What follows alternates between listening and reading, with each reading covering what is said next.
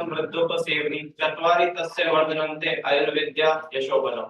अर्थात जो व्यक्ति नित्य वृद्ध जनों को विनम्रता से नमस्कार करता है, उनकी सेवा करता है एवं उनकी आज्ञा का पालन करता है, उनकी आयु, विद्या, यश और बल में वृद्धि होती है।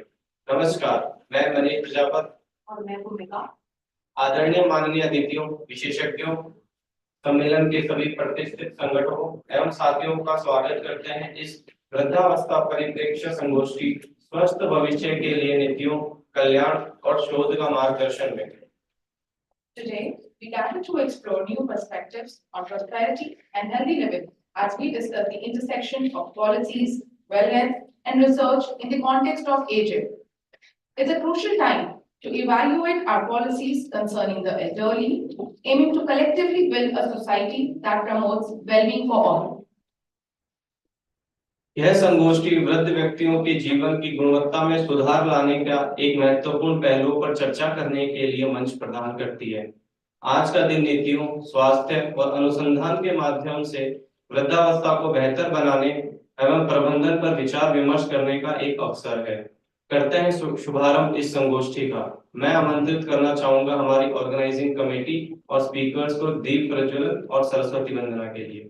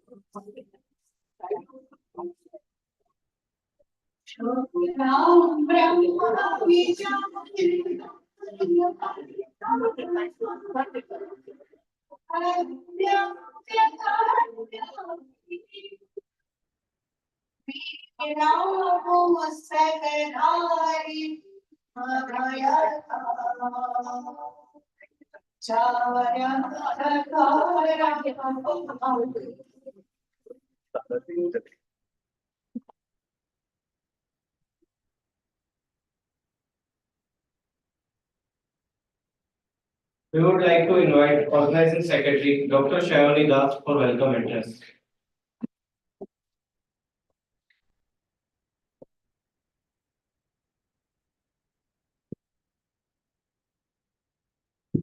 Good morning, everyone. It's great pleasure that I extend warm welcome to each one of you in today's national level aging symposium at IIHMR. As we gather here today, we are brought together by a shared passion for welfare for our senior citizens, fostering collaboration in genealogy and addressing pressing challenges in geriatric healthcare management and research. We are already aware that our recent data as per UNFPA is almost 10.5% of population are older adults. And it's quite huge for a country like 1.4 billion population. And it's expected that by 2050 it will be 20.8%.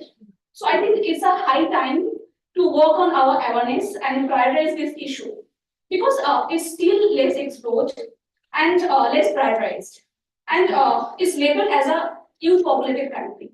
So I believe this symposium serves as a platform for meaningful dialogue, exchange ideas, and dissemination cutting edge research findings. And it's opportunity for all of us to come together and learn from each other.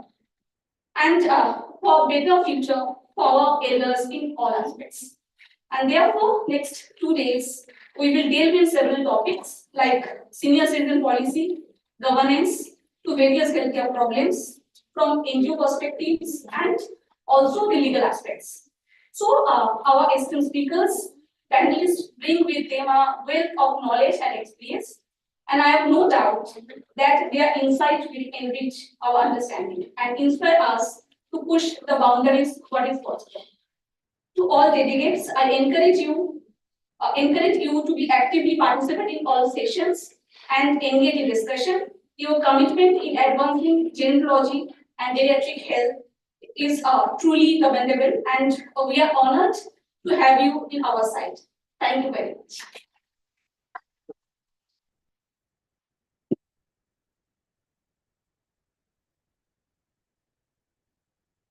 Thank you, ma'am. Now, we would like to invite our Professor and Dean Research for the convener, Rita GS, for the keynote address. Please come.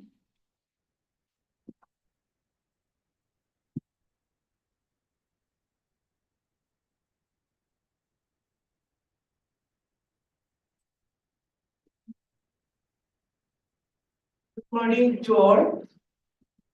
On behalf of the Director, Faculty and Staff of IIHMR, let me extend all the delegates and speakers a very warm welcome on this beautiful March morning. Respected Trustee Secretary Sir, Dr. S. G. Gupta, colleagues, dear students, ladies and gentlemen. Aging is an inevitable constituent of our lives. Ironically, aging starts right from birth. A newborn ages into a toddler, into a child, into an adolescent, into an adult, and later into the silver, golden years, etc., on which we are going to focus over the next 2 days. If we look back into our culture, old age was a distinctive phase in an individual's life. It was never considered as a liability to the younger lot. In fact, elders were considered fit enough to hold their own during the Vanaprastha phase. For centuries, high birth and death rates prevailed. But today, decreasing fertility and increasing longevity have guided a demographic transition. And population aging is a global issue, and countries all over the world are trying to find solutions. Dr. Shaini has already shared the statistics. She had shown the picture of what would be in 2050. Initiatives, national, regional, and global are galore. 12 of the 17 SDGs refer to the aged population. However, as a society, we need to look at aging without the lens of prejudice, stereotyping, and discrimination. What do we want our elders to be? Do we want to use these terms economically non-productive, liability, dependent, burden, etc.? Or do we want to promote a culture of healthy aging in age-friendly environments where the older person are enabled to live healthy lives, lives of security, lives of dignity, support as needed, etc.? Can we promote, can we foster a scenario where they feel empowered to use their potential to give back to the society? IIHMR, or International Institute of Health Management Research, is an institution dedicated to the improvement in standards of health through better management of healthcare and related programs. We have our mandated activities through which we try to accomplish what I said before, through in a national and global perspective. Recognizing population aging as an area which needs multifaceted perspectives and solutions, we have launched a Center for Aging. We are global partners of UK Aging Network South Asia region. And this symposium, in collaboration with the Ministry of Social Justice, is the forerunner of our intention to deep dive into this important area with keen interest to network with all stakeholders and also contribute in whatever way we can to enable healthy and productive life for the older person. We eagerly look forward to the deliberations and dialogues over these 2 days from the delegates who are joining us from different parts of the country. Thank you.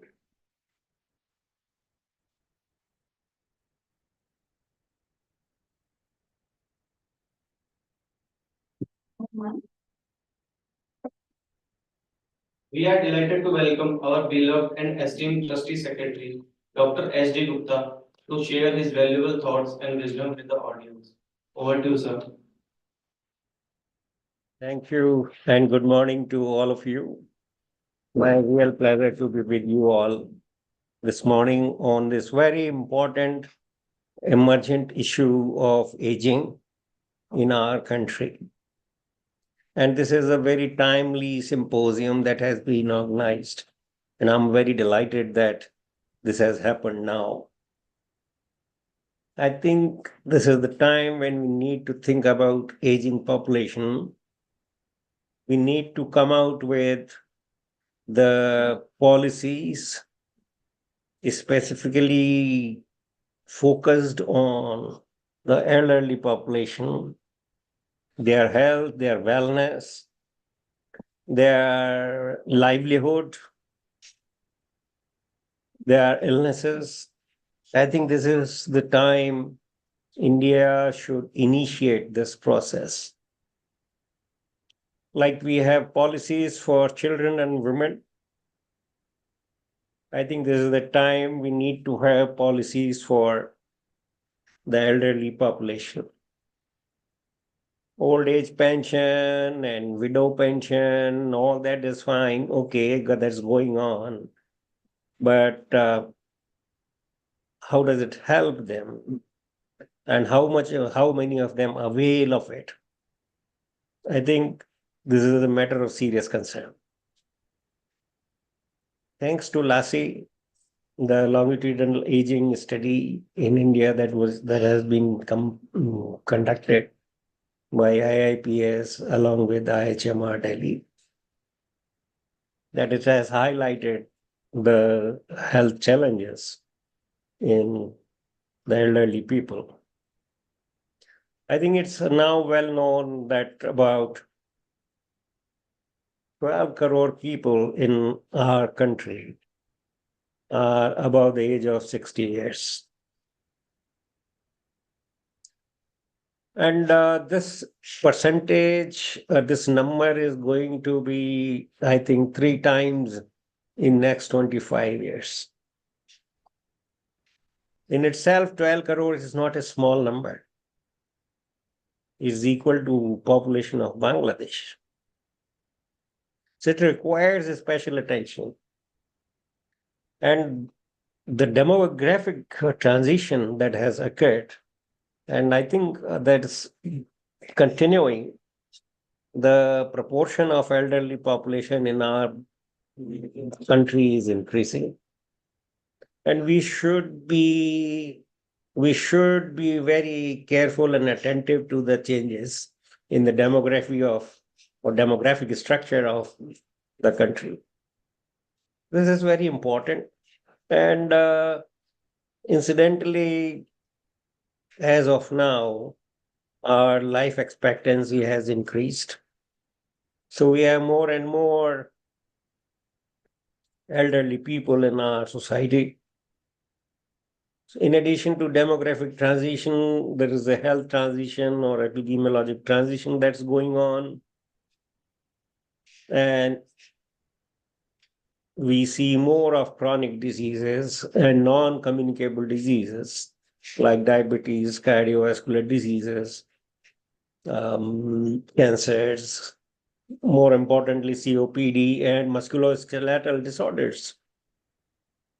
I think when we talk about the health issues among elderly, um, we seldomly give attention to musculoskeletal disorders, and I should say these are very common among elderly people. I think we don't have, and then the data suggests that about 75% of our elderly people above 60 years of age have problems. One or the other chronic disease like diabetes or heart disease or cancer or COPD or some other disability. Nearly half the elderly population have disabilities, musculoskeletal disabilities. And we also see that when I was a young doctor, I was incidentally given opportunity to live in the rural areas for 8 to 10 years as a part of the medical college assignment.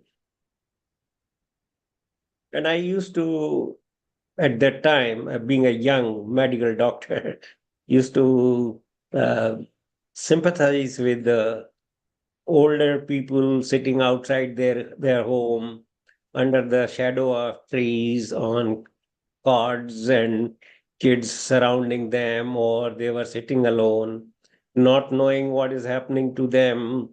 And I must say that time I was sympathetic to them. Now, while I myself have entered into this geriatric group, that sympathy has turned now into empathy. Because I experienced the same thing now, what I saw, so I can better realize. Of course, the time has changed now, and इधर मत आओ भाई सुनो time has changed now, so we are better resourced, we have better planning, and I think we need to really focus on care of elderly. Another important change that has occurred is the societal change.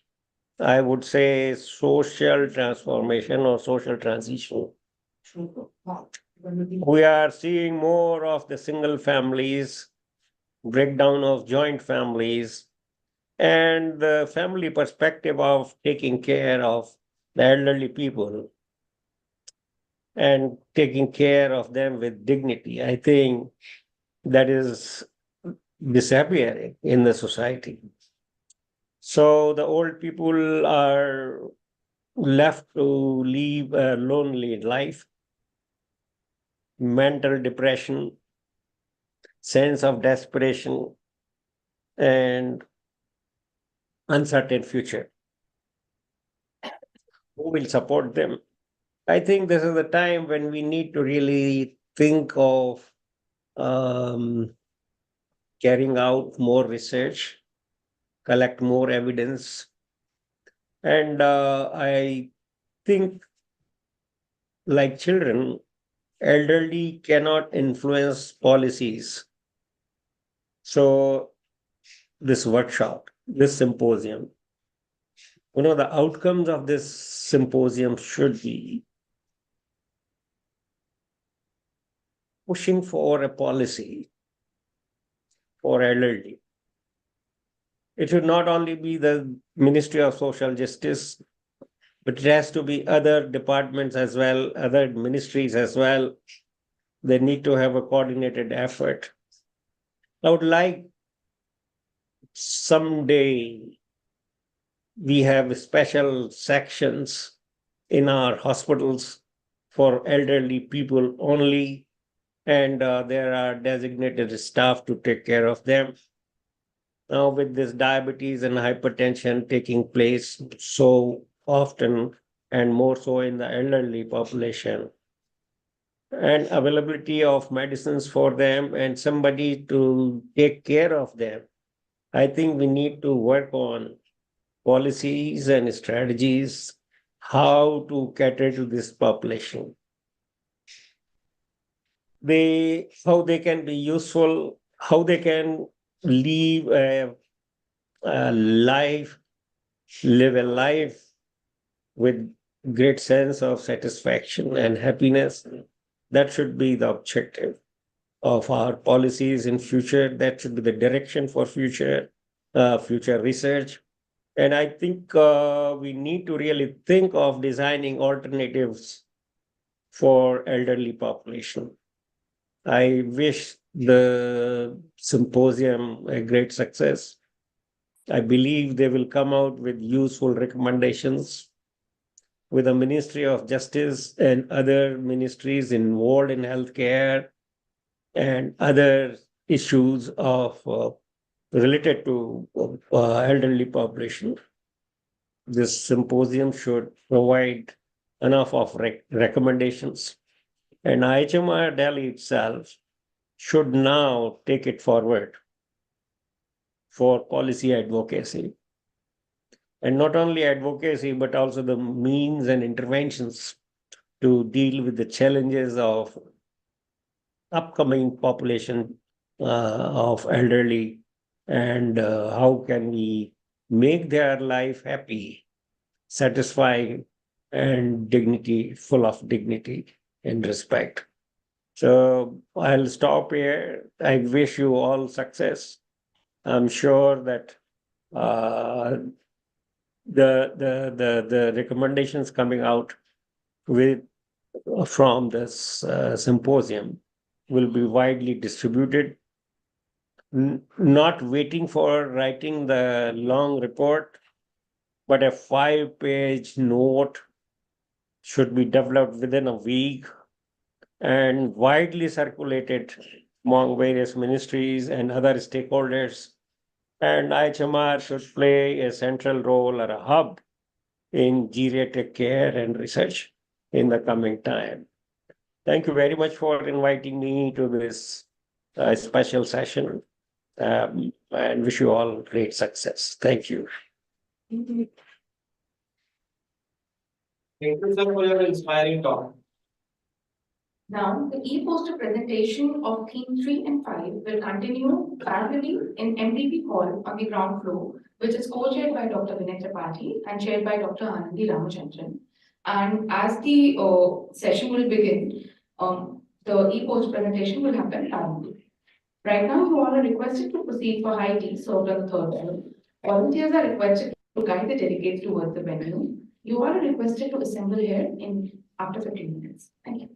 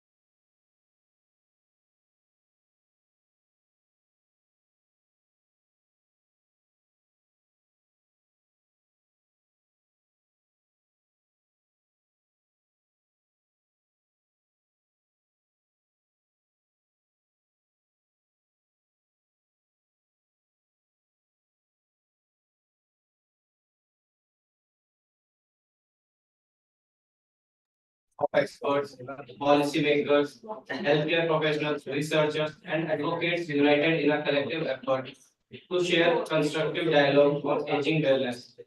So let's make the most of this opportunity to engage in productive sessions, share insights, and promote partnerships that will pave the way for aging population's health.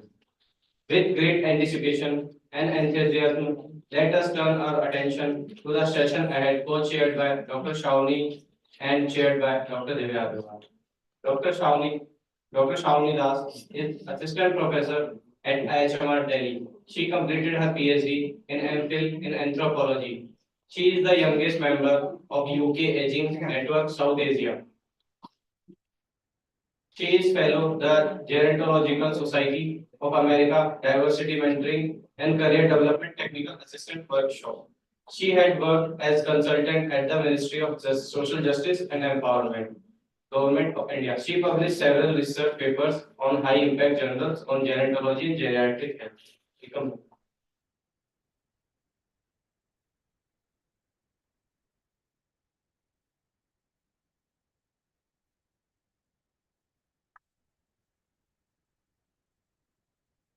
Now, I would like to introduce our chair, Dr. Divya Agarwal. Dr. Divya Agarwal is Associate Dean and Assistant Professor at IIHMR Delhi. She has done her PhD in Management from Amity University and MBA in Human Resource and Finance from Guru Gobind Singh Indraprasth University. She has more than 17 years of academic and consultancy experience. She has conducted various workshops on areas related to conflict management, team building, and leadership in various organizations. She has also carried out various research projects on workload assessment of ANMs funded by UNICEF. She has carried out various projects related to strategy and HR, along with strategy evaluation, workflows planning, competency mapping at the corporate level. Please, ma'am.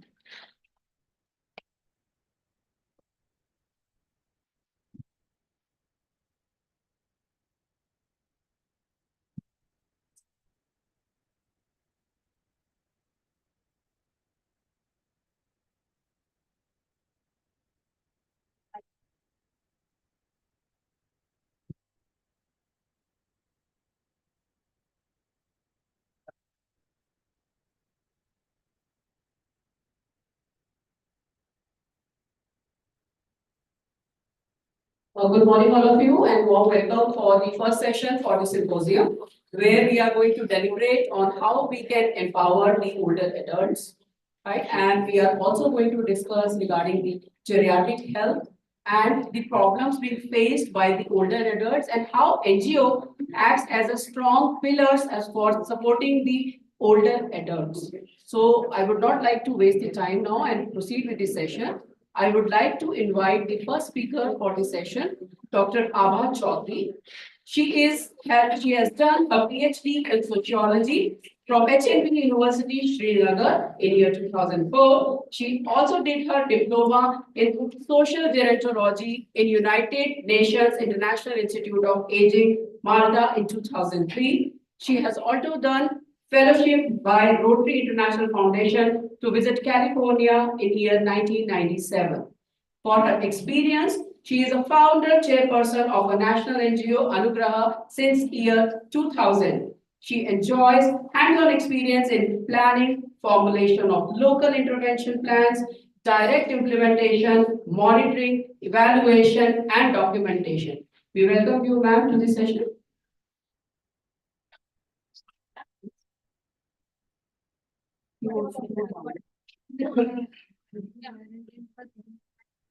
Pointer is there.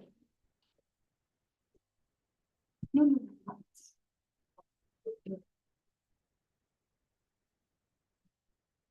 This one, the board, right? It's for live. This for live now. You want PPT? PPT.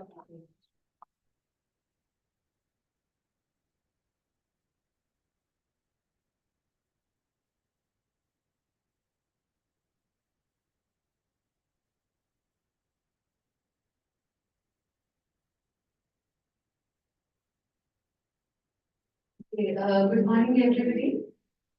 Thank you very much, IIHMR. I've heard so much and been a part of one webinar which was conducted a few months ago. But today it was truly a pleasure to come here to be amongst such wonderful faculty and the participants. The area of geriatric care has been gaining a lot of significance over the years, and rightly so, because gradually India is heading towards a great tsunami. How do I go?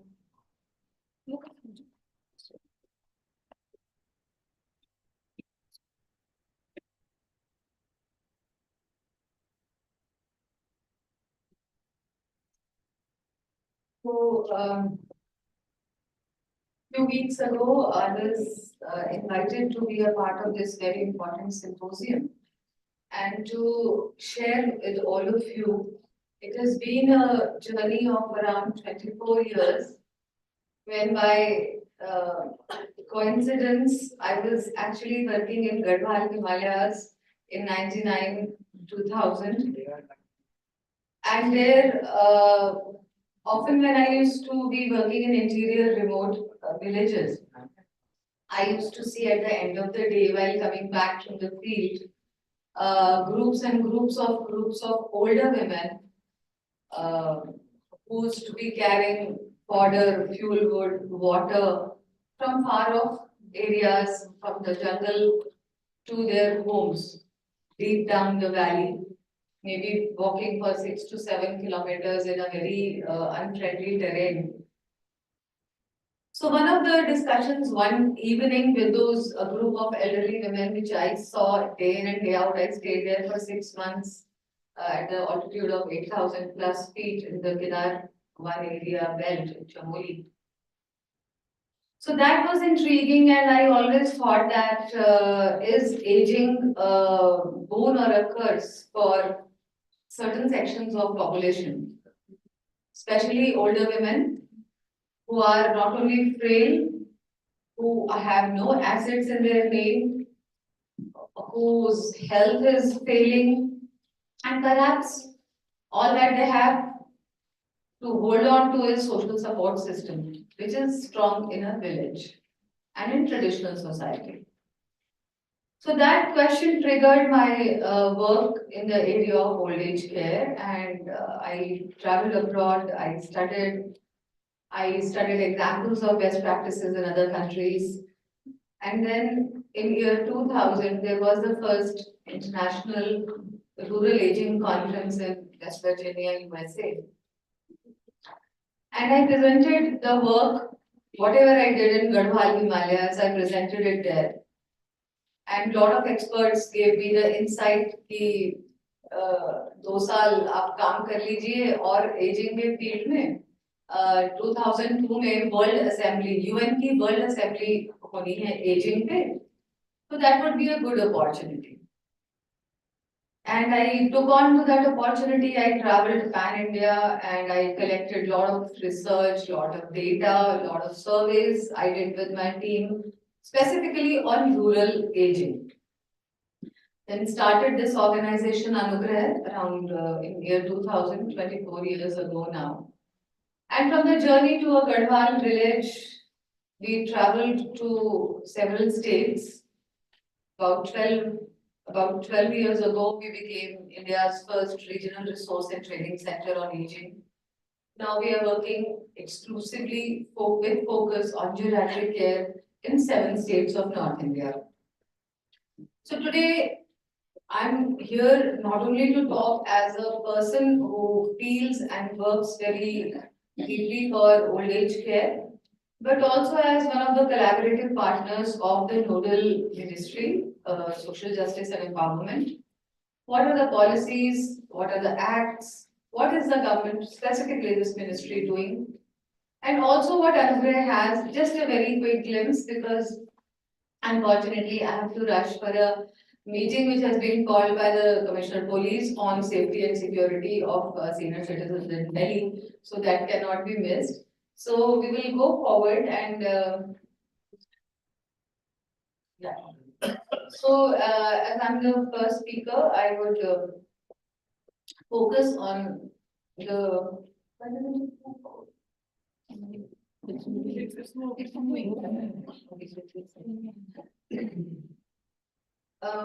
Data is a very important indicator of where we stand on old age care, yet demographically. If the elderly people 60 years plus constitute about 10% of our population, it would be equivalent to size of any country in Europe or in South Asia. And overwhelming percentage lives in smaller town and in villages, and most of them are engaged in unorganized sector. The question of financial security, the question of regular pensions is always has been a very pertinent point. 2 days ago, I was speaking in a core group meeting in National Human Rights Commission. And there somebody very rightly raised the point, what human rights are we talking about when elderly people are getting 200 rupees per month as pension? Indira Gandhi National Old Age Pension Scheme, where the central government gives 200 rupees. And states are supposed to pitch in whatever they can. So the topic says dignity, aging with dignity. Can we have dignity if we are not sure about 2 times meal? Can we have dignity if we are not sure about the shelter, about the basic medical care? And also, once we become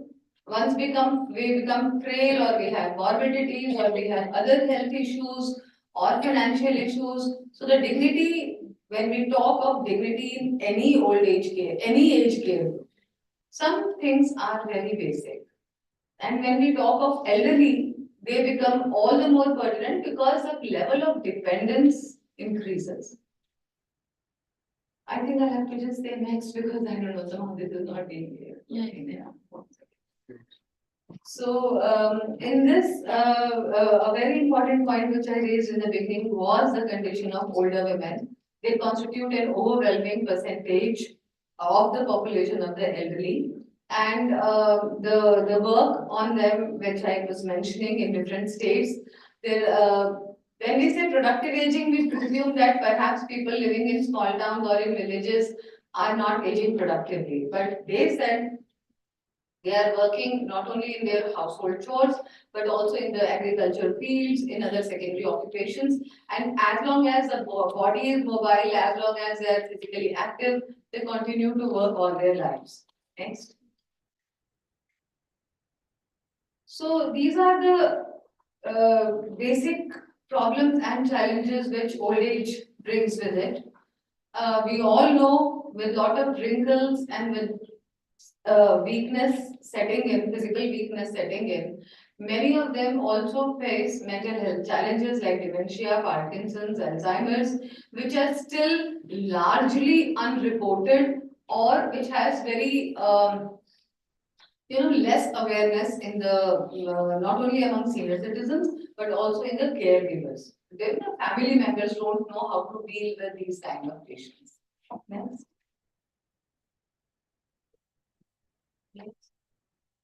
Yes. So today, since the topic was basically, I had to focus on the government schemes and the programs that are being run by the government of India. So I would talk about these basically 4 points, which is Flagship Act, Maintenance and Welfare of Parents and Senior Citizens Act, 2007. Other social schemes for elderly people in India, run by Ministry of Social Justice and Empowerment, Health and other local ministries. And the flagship granted aid program of our ministry, which is AVARE, Atal Vayodaya Yojana, and this is the integrated program for senior citizens. It's under revision, so hopefully maybe in financial year 24-25 we'll see new programs coming in from Government of India. And lastly, I will just give a glimpse of certain initiatives which have been undertaken in last 2 decades by Anugrah. Next, please. So, I'm sure many of you sitting here who have had a chance of working for elderly or senior citizens must have heard, or there have been some newspaper reporting as well. Elder abuse in India is prevalent, but it remains largely unreported. Keeping this in view, the Indian Parliament in 2007 unanimously passed this act for parents and senior citizens, which gives them basic maintenance, basic needs like that of shelter, clothing, medicines, and food, which came to the notice that largely as the families were breaking up, other pressures were setting in, children were abandoning, or perhaps even if they're staying together, they are not taking care of the parents. So Indian Parliament had to pass this law which makes it mandatory for every child to take care of the parents, to provide for basic minimum. And the protection and care part, this is very important. Maintenance for the families, welfare, protection and care part, the state governments at the district, at the block, at the state level are also being entrusted that senior citizens are not only the responsibility of the family. Earlier they were. When we say Matri Devo Bhava or Pitri Devo Bhava, that tradition continues still. But what about the cases where they are abandoned, where they are abused, where they are dumped in old age homes? Recently, about 4 months ago, you all have read about the violence which is continuing in Manipur. I was a part of the Supreme Court. Excuse me, can we continue the conversation? It's distracting, sorry. So, I was a part of the Supreme Court Monitored Committee, which was looking into the aspects of violence in Manipur, and I stayed there for about a month. I traveled to violence-torn districts. I visited the relief camps along with a team of 3 High Court retired judges. And I also visited around 7 to 8 old age homes in remote areas of Vishnupur, Churachandpur, and other districts. And there were around 40 to 50 old women living in most of these old age homes. And the oldest ones being around 106, 104 years old. They looked happy, they looked quite taken care of. But when I delved deeper, why you are here, or what are the problems, you'll be shocked to know most of them had their children. Most of them had their families. They were willfully abandoned. Because I asked them, कि आप बेटा है, बहू है, आप घर पे क्यों नहीं रहते? They said, नहीं वो शराब पी के रोज मारता है, या ड्रग्स का वहाँ पे बहुत ज्यादा प्रॉब्लम है, तो हम और वहाँ नहीं रह सकते थे. पर 2 महीने में 3 महीने में जब उनका पेंशन आता है, so somebody from the family would come, the son would be suddenly turning into a sweetener, coming and taking the pensions. They sometimes take them home for festivals, just to take whatever little bad values they have. So next please, this act actually makes it mandatory for the state governments to set up 1 old age home in every district of India. Some states have, some states haven't. Privately, many old age homes are running, as you would know, but there is no regulation in India right now to govern the old age homes. There is no mandatory registration. There is nothing of that sort. I mean, how much are you going to charge from people? What are the basic facilities? Are there any geriatrically trained manpower in those old age homes? These are very valid questions which are still to be answered. In 2019, the maintenance amount, it was proposed to, when the amendments were being deliberated for this act, that why a 10,000 rupees maintenance amount is fixed?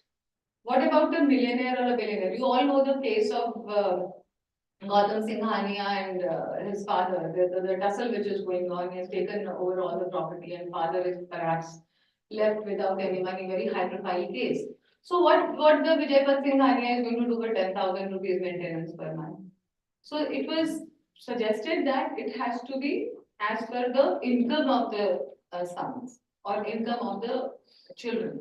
The provisions are still under deliberation. Parliament still has to take a call on the amendments, but this is very, very pertinent. Next, please. So let's talk about quickly. I'll just go through some of the social schemes. These are all available on Ministry's website. Next, please.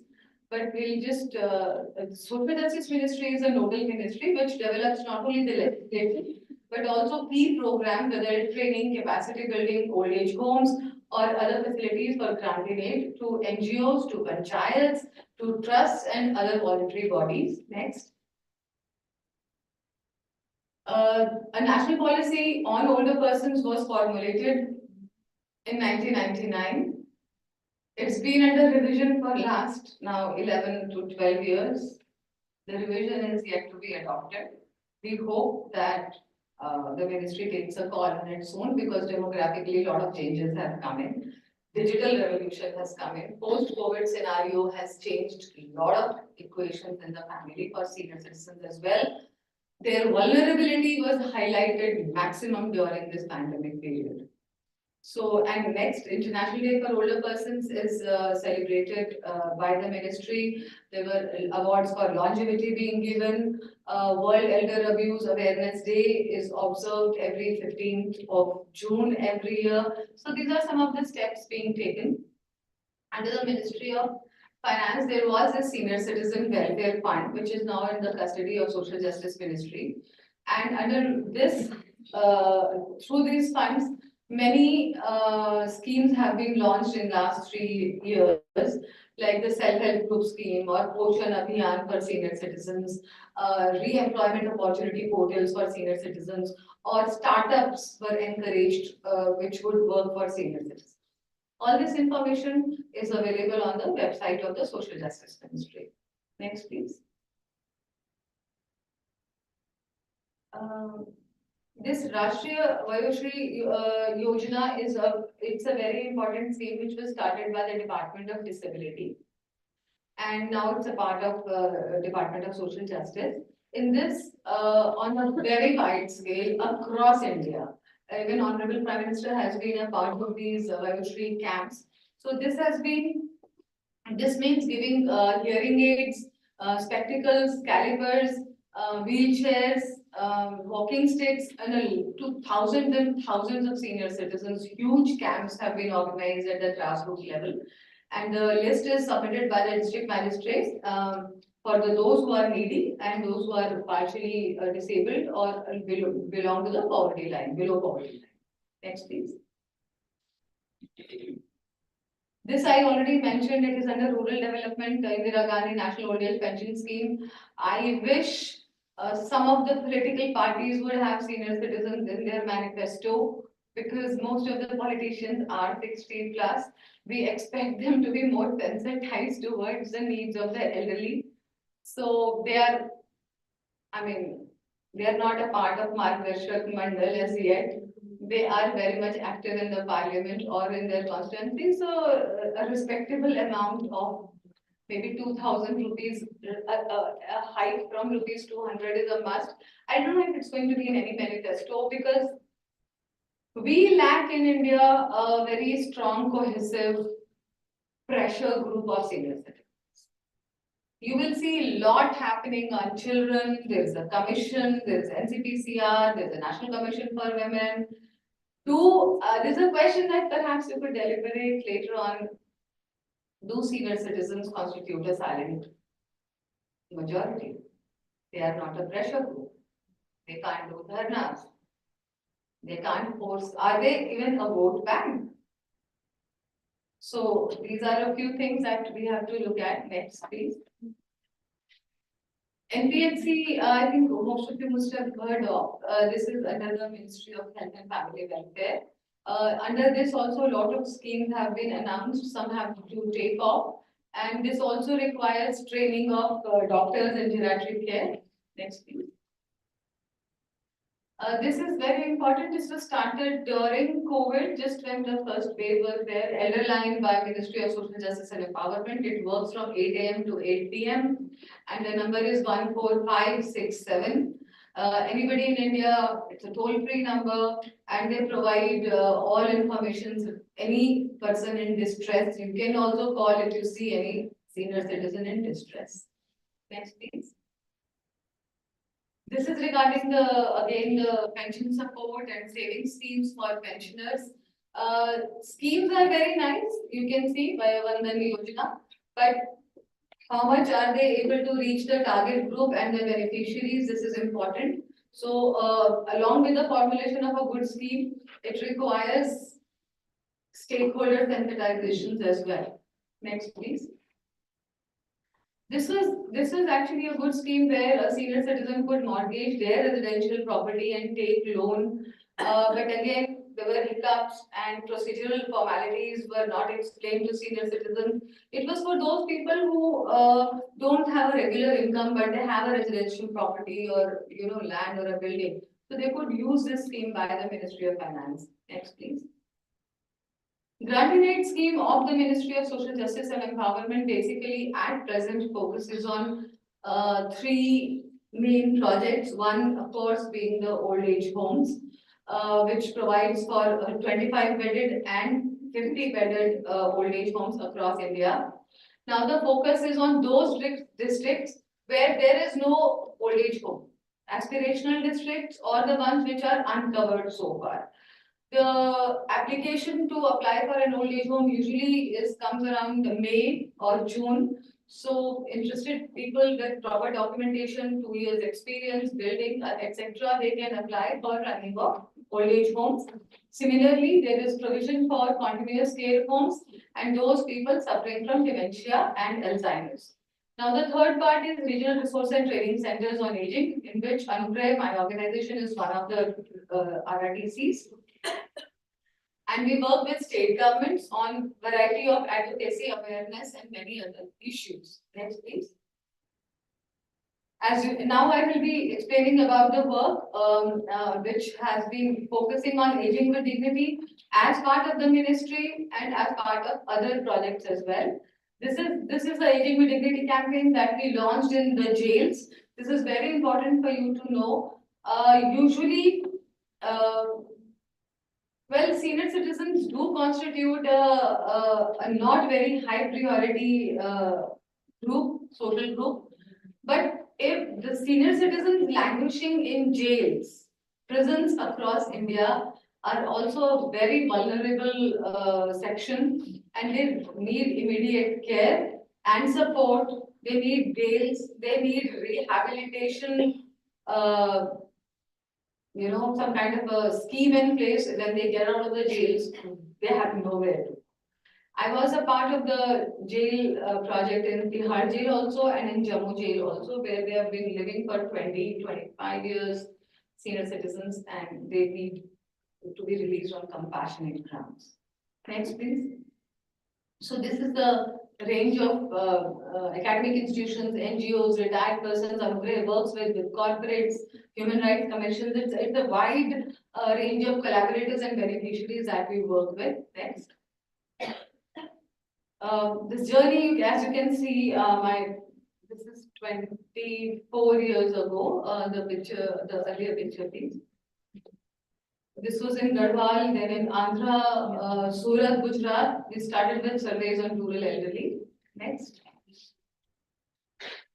We have mobile medical vans, eye care surgeries, Rishtadan campaigns. Next.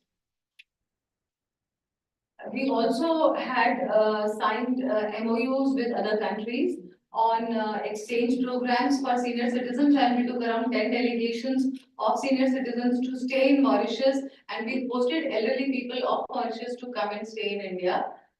This is going a little too fast. If you could go back, it's on the auto mode. Okay. So these are our international presence and international. We also sensitized Asian parliamentarians. There were a lot of programs being held in Australia and in Vietnam. Next, please. These are our outreach centers where we run daycare centers for senior citizens in Uttarakhand, in Ambala, and the biggest one is in Delhi, which is named as Swabhiman Parisar. Next, please. This was inaugurated by the acting Chief Justice of Delhi High Court, Ms. Geeta Mittal, 6 years ago. It's a huge building, age-friendly building, which caters to all needs of senior citizens. Next. NISD under the Ministry of Social Justice and Empowerment has been we have been the main collaborative agency with the NISD and conduct range of short and long-term training programs, sensitization programs for all kinds of age groups and target groups. Lawyers, police, family caregivers. Next, please.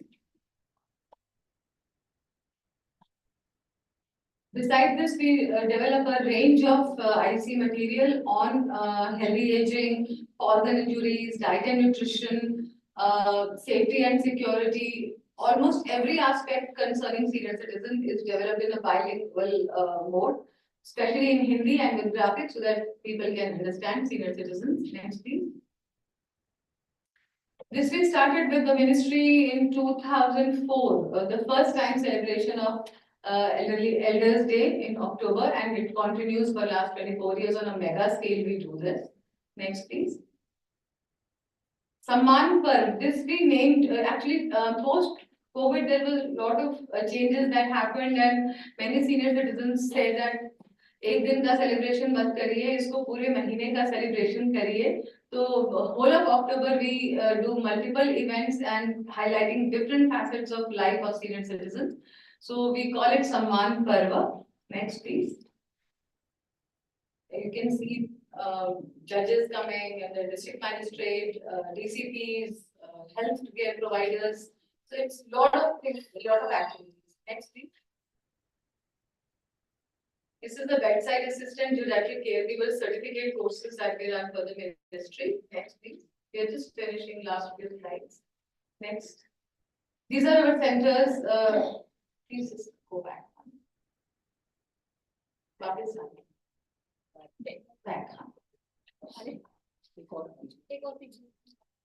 These are our digital training programs for senior citizens in Uttarakhand, and you can see these ladies, they don't even look like senior citizens. So we also provide recreation and music and dance opportunities so that the loneliness and the depression part is taken care of. Next, please. I'll just quickly go over the challenges which we have discussed actually earlier. Elderly people constitute a very heterogeneous population. They are not same. So somewhere I think policies need to be focused, or NGOs or service providers, CBOs, they need to focus on those which are most marginalized and most vulnerable, like older women, widows, tribal, or those living in inaccessible regions who are not able to access medicines or proper care. There is complete, Shani is here, she knows, other people from old age care sector would agree. There's a lot of dearth of skilled manpower in senior citizen sector, right from a caregiver to a policy maker. Even the people who are sitting in maintenance tribunals, they are unaware about the proper provisions of the Act. Next, please.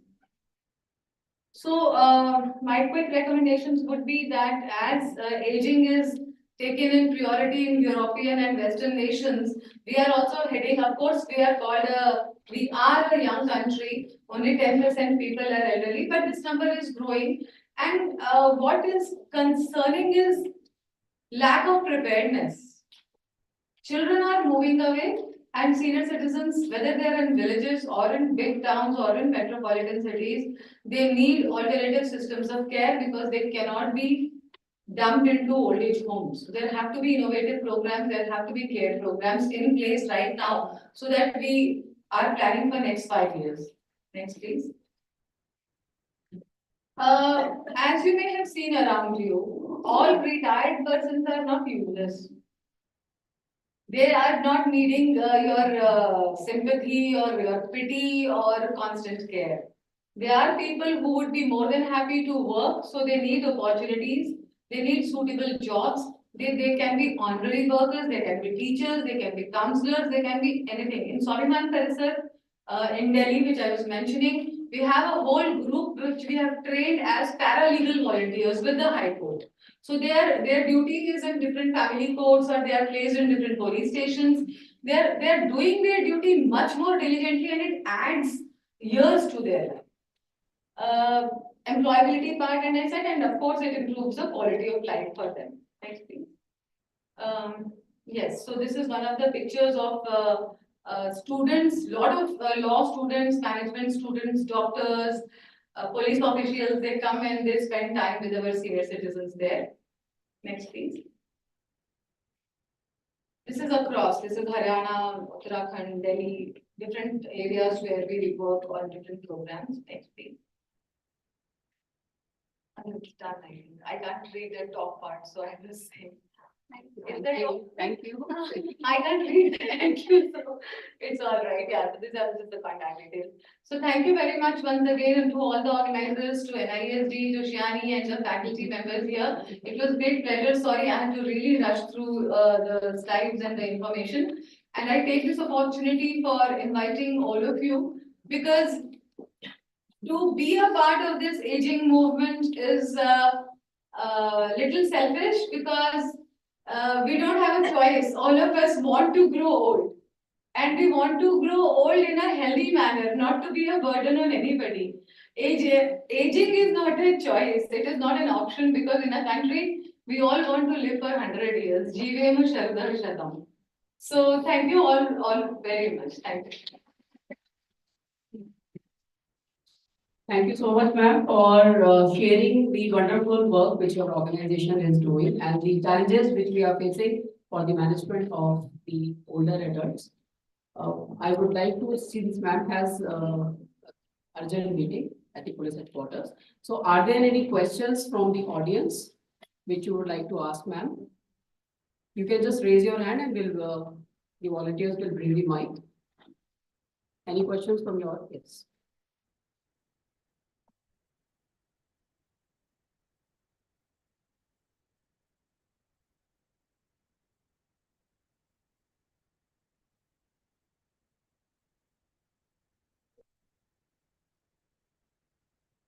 Ma'am, thank you for delivering the lecture, and I just enjoyed it. I had just like one suggestion, and it's not for you. Like, since we know that we have age and we need to sensitize people towards the older population, shouldn't it be added to the school curriculum to make our children to be more sensitive towards the older age population? Because when will be going old, they will be the ones who will be taking care of us. So it should initially begin from the school level rather than like focus in the middle years of age. Absolutely. You are very right, and I forgot to actually mention this point in my presentation. Ministry is working very actively on intergenerational bonding programs, because I remember it was around 6 years ago, I was giving a presentation to the Honorable Minister, and he himself was 68 or 69. So he said, अरे तुम बुजुर्गों की problems बुजुर्गों को ही सुनाओगे तो उनकी देखभाल कौन करेगा, और युवाओं को सुनाओ ताकि उनके लिए थोड़ी सी संवेदनशीलता मन में उनके पैदा हो. So then we started, and now most of the training partners working with the ministry, we mandatorily we have to go to schools and colleges, show videos, explain it to the students. But what you said, that's not even a drop in the ocean. It has to come in the curriculum. And I don't know when the education policy is going to integrate, when NCRT will work on it, or when the Ministry of Education will actually wake up on this. But as change makers, all of us, I think we can start something like this in wherever we are. In our apartments, we can start and do some programs. We can, in our colleges, in our educational institutions, in our hometowns, let's do whatever we can in our small area. Because we are all young sitting here. So I think the journey has to start from us first. Right. Thank you. Any other question? Just 2 more, I have to run actually. Yes, please hand over the mic.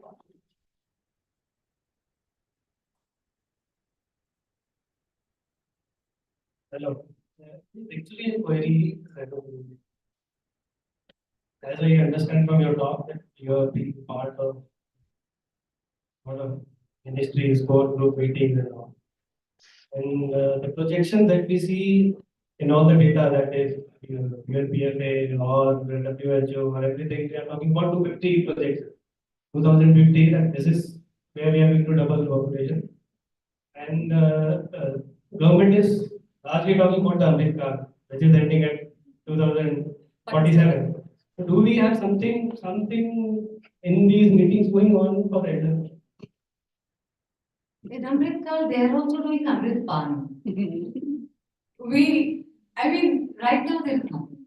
I'm being very frank. Elderly, I said, are according to us preferred. Right now, we are a young country, the focus is on youth right now. Like I just highlighted, ministry has 3 schemes right now: old age home, training and capacity building, Alzheimer's. We need to really increase the arena of care programs. We need to be planning on that. And why only government of India? I don't understand why the entire focus has to be on the government. There are corporates, less than 0.2% of CSR money is being spent on the seniors.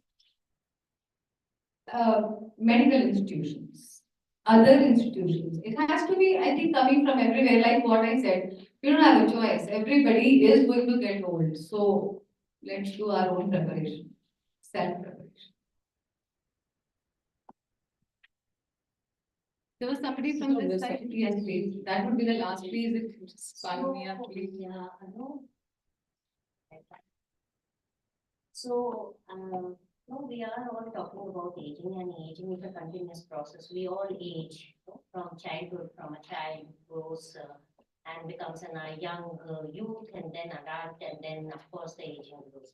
Why we are not prepared, neither in our curriculum as a medical doctor, we are the healthcare system. When we are talking about the healthcare system, and in reference to the organizations where people will be working.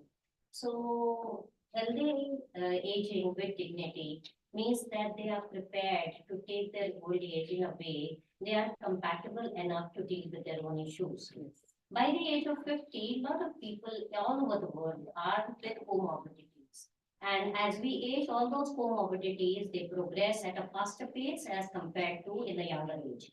So we talk about a lot of prevention, but the healthcare system at the moment is focused more on curative care as compared to the primordial care or the preventive care or the rehabilitative care.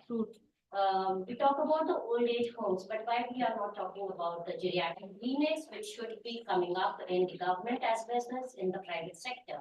We are not preparing the healthcare professionals, or there is no curriculum added in the MBBS to deal with the aging or in the nursing to take care of the elderly people.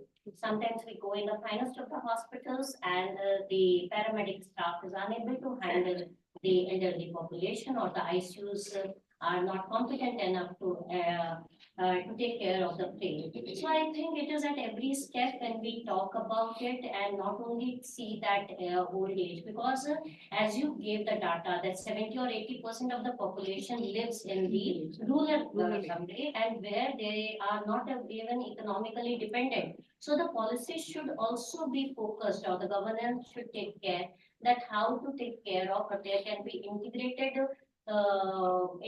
programs so that the mobile clinics, or as you said, they can go to the remote places and provide care, and there can be screening programs which will also give the data for the diseases which are more prevalent in the old age. Absolutely. So that the progression of diseases can be slowed down, and the complications can also be taken care of. Very valid point. Excellent point, I should say. And what you said is so true. There cannot be a compartmentalized approach, because their elderly welfare is cutting across several ministries. When we talk of an age-friendly country, it's healthcare, it is social justice, it is roads and transport, it is railways, it is many others. So the mindset has to be age-friendly. And I think the integrated approach, what you rightly said, and the preventive and curative approach is Ministry of Ayush. Then again, I said it has to be multidisciplinary. Thank you so much, Vera.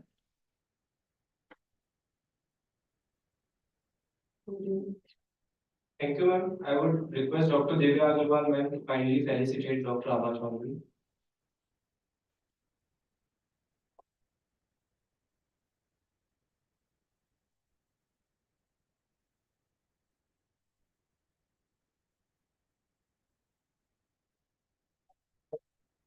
Pleasure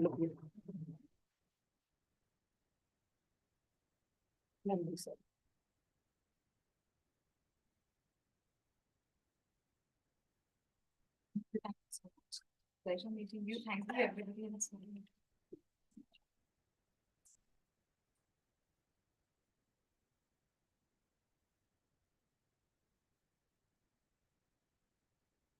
Now I would like to proceed with the second speaker for the session. I would like to invite Dr. Ritu Rana.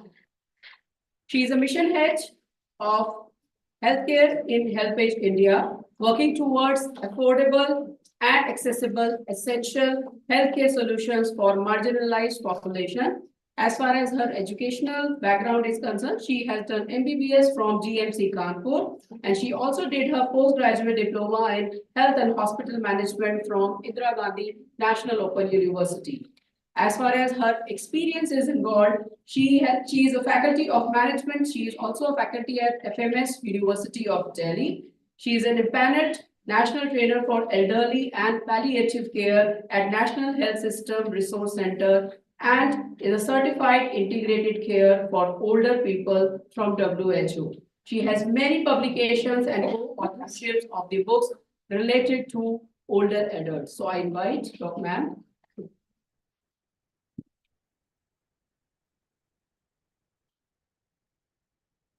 Good morning, all. And first of all, I would like to thank IIHMR and NIST for organizing this workshops and symposium on elderly geriatric health and integrated care.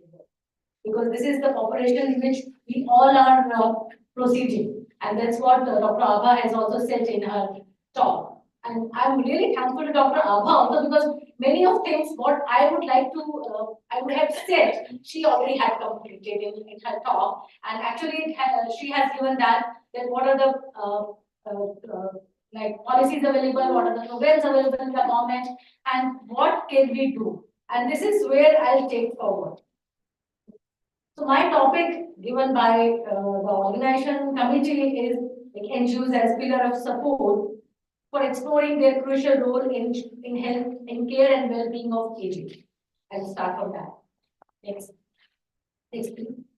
So before I start my talk, I'll just give a brief about what is the organization where I come from. So I come from HelpAge India here, and HelpAge India is the organization, this national level NGO, which is working in 24 states across the country, and it has registered under the Societies of Act.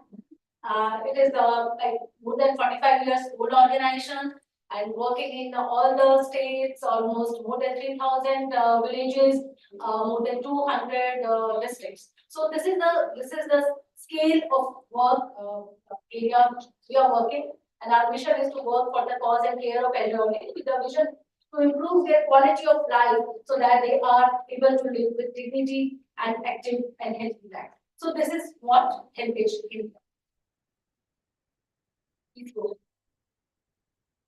So I know that you have been hearing this from maybe since the morning, or you also already know that what is the aging trend now. So globally, we see that number of and proportion of older people are actually increasing.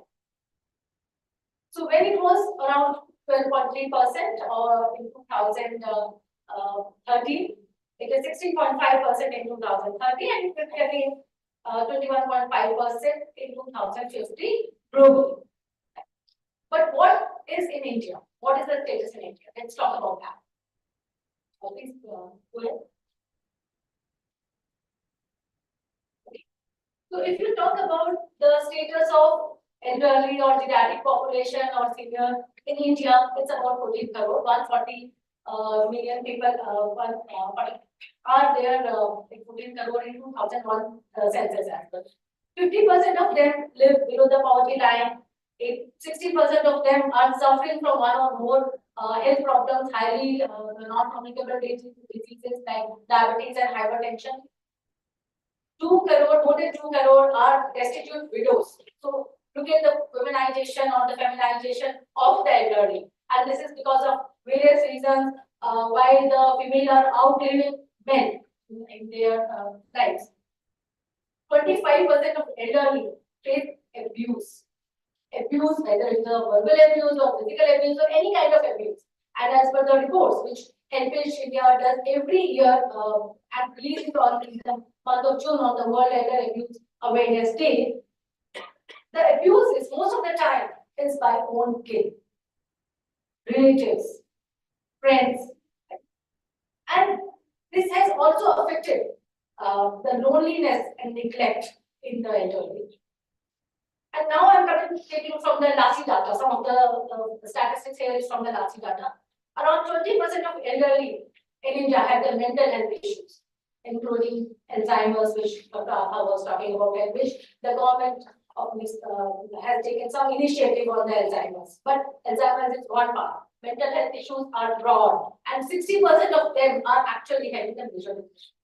It's not only the Alzheimer's. 11% have some kind of impairment. 7% are experiencing hospitalization because of, like, as I have said from the participants group, that the chronic diseases are occurring and they are acquiring chronic diseases, and the expenditure of the cost of care is increasing. 60% of them receive OPD care, and this is about the LASI data, which is a longitudinal aging studies done in India. But only 18% are covered by some health insurance. So see, so the cost of and the expenditure on the health care is huge, but from where they will meet those needs? So there are certain issues in the geriatric care. Next, please. I'm very happy that there is a one. Niti Aayog has recently released the position paper on senior care reforms, and I have taken some of the data from that. This is published and presented in February this year only. So we now see there is a traction in government also talking about the senior care.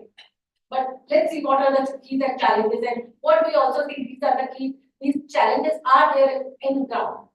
There is lack of integrated and comprehensive package and services of care. This is what we have been talking, and Dr. Abha in her talk also said that they are fragmented. Okay, so there are very few geriatricians, few medical colleges that have the geriatric medicine as a curriculum. There is no curriculum part in UG courses. Right? Most of them who are practicing internal medicine, are they sensitized toward the geriatric care or something? These are certain issues which we need to look at that. Limited healthcare infrastructure, the paucity of trained manpower. Leave the government infrastructure or the private infrastructure. What about when the person is usually at home? Is the family member trained enough to take care of that? Or are they available? That is another question. Because they have to do their own work. They have to go for their earnings. Or they have to migrate to some other city or to some other country. Limited financing of care. Fragmented and narrow social support system. Earlier days, we used to have the joint families, large families. If somebody in the family is not available to take care of the person, then someone else in the family or the friend was available. But now, that is not the case. So that infrastructure, the social support system is now getting narrowed and narrowed and narrowed. And that is why people when they are getting aged, when there is no one to looking after some other option. Those who have some affordabilities, have some finances, can afford the private senior care homes. But what about others, particularly in rural areas, where there is no availability of such kind of infrastructure, there is no such senior care homes which are affordable or free of cost. There are some in government schemes, some government homes. As per the policy, every district should have a old age home as per the government policy. But is it there? I would say there is no. But except, yes, I would appreciate the UP government here, because recently I have visited one of the recently on conference where I talked about the mental health issues in the Lucknow, and I saw that every district, because has a old age home which is governed by government in UP. And in that workshop, people, home care managers were called by the government itself, Ministry of Social Justice, Department of Social Welfare. From every district, 2 or 3 people were called to attend the mental health session on elderly. And this is their prerogative. They are looking to have that such kind of conferences or symposium for all 75 districts. So at least some progress is there. At least there is something which we can say, okay, others can also do. If one state can do, others can also. There is limited digital literacy and access. We are talking about this in digital India, we are talking about everything available on online, but is this really a situation in particularly in the rural area? You can see, and we all know that in those areas, one family can have one Android phone, right? And is it accessible to that elderly, or he is or she is able to use that? Are they trained for that? And what information they want to take from that? So there are such kind of issues. So there is a huge digital divide. If you want to go digital, we want to go, okay, once like in a seconds we want to share some information or in minutes, but where is the infrastructure? Next please. Next please.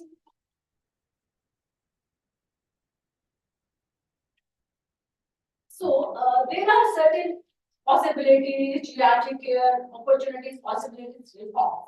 Like if you talk about, so there is like we need to have that care at convenience.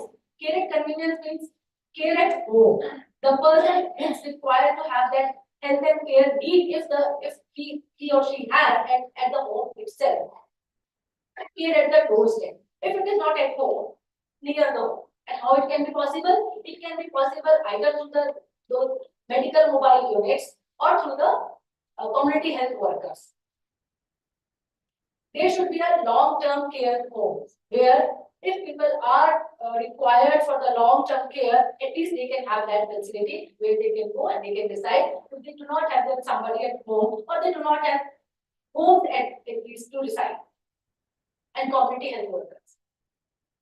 Supportive environment should be there, which is like community centers. Can I have?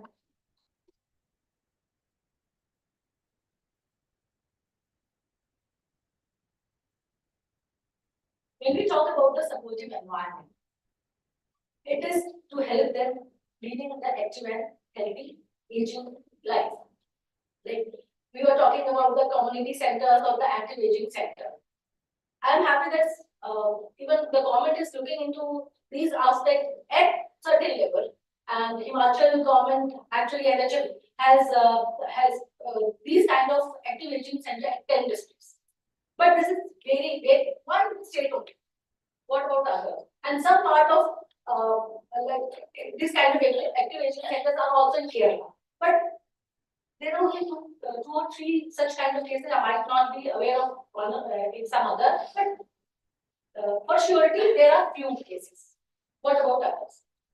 But to have these kind of active aging centers, this can be either supported by the community itself or by the CSR support. So here comes the role of the NGOs or the private players. Yes, intergeneration bonding. We have been talking about, and we have heard that okay, in one of the conversation, minister has asked that why are you informing me about the senior care challenges? Please inform this to the younger generation so that they are aligned and they are sensitized and they can take care of that.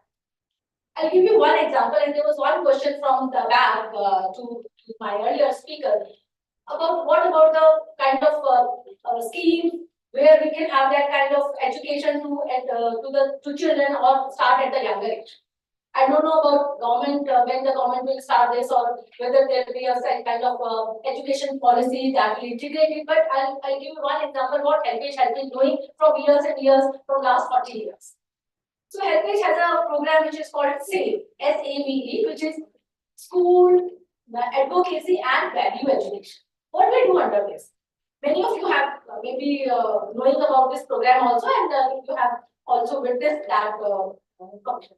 Our teams go to their school, provide that sensitization towards the elderly issues, geriatric issues, and there is a kind of brand ambassador are being generated from the school itself, who whenever they are in their young age or much later or older age, are familiarized. Okay, something was told by Heritage India in my school days, and I remember that.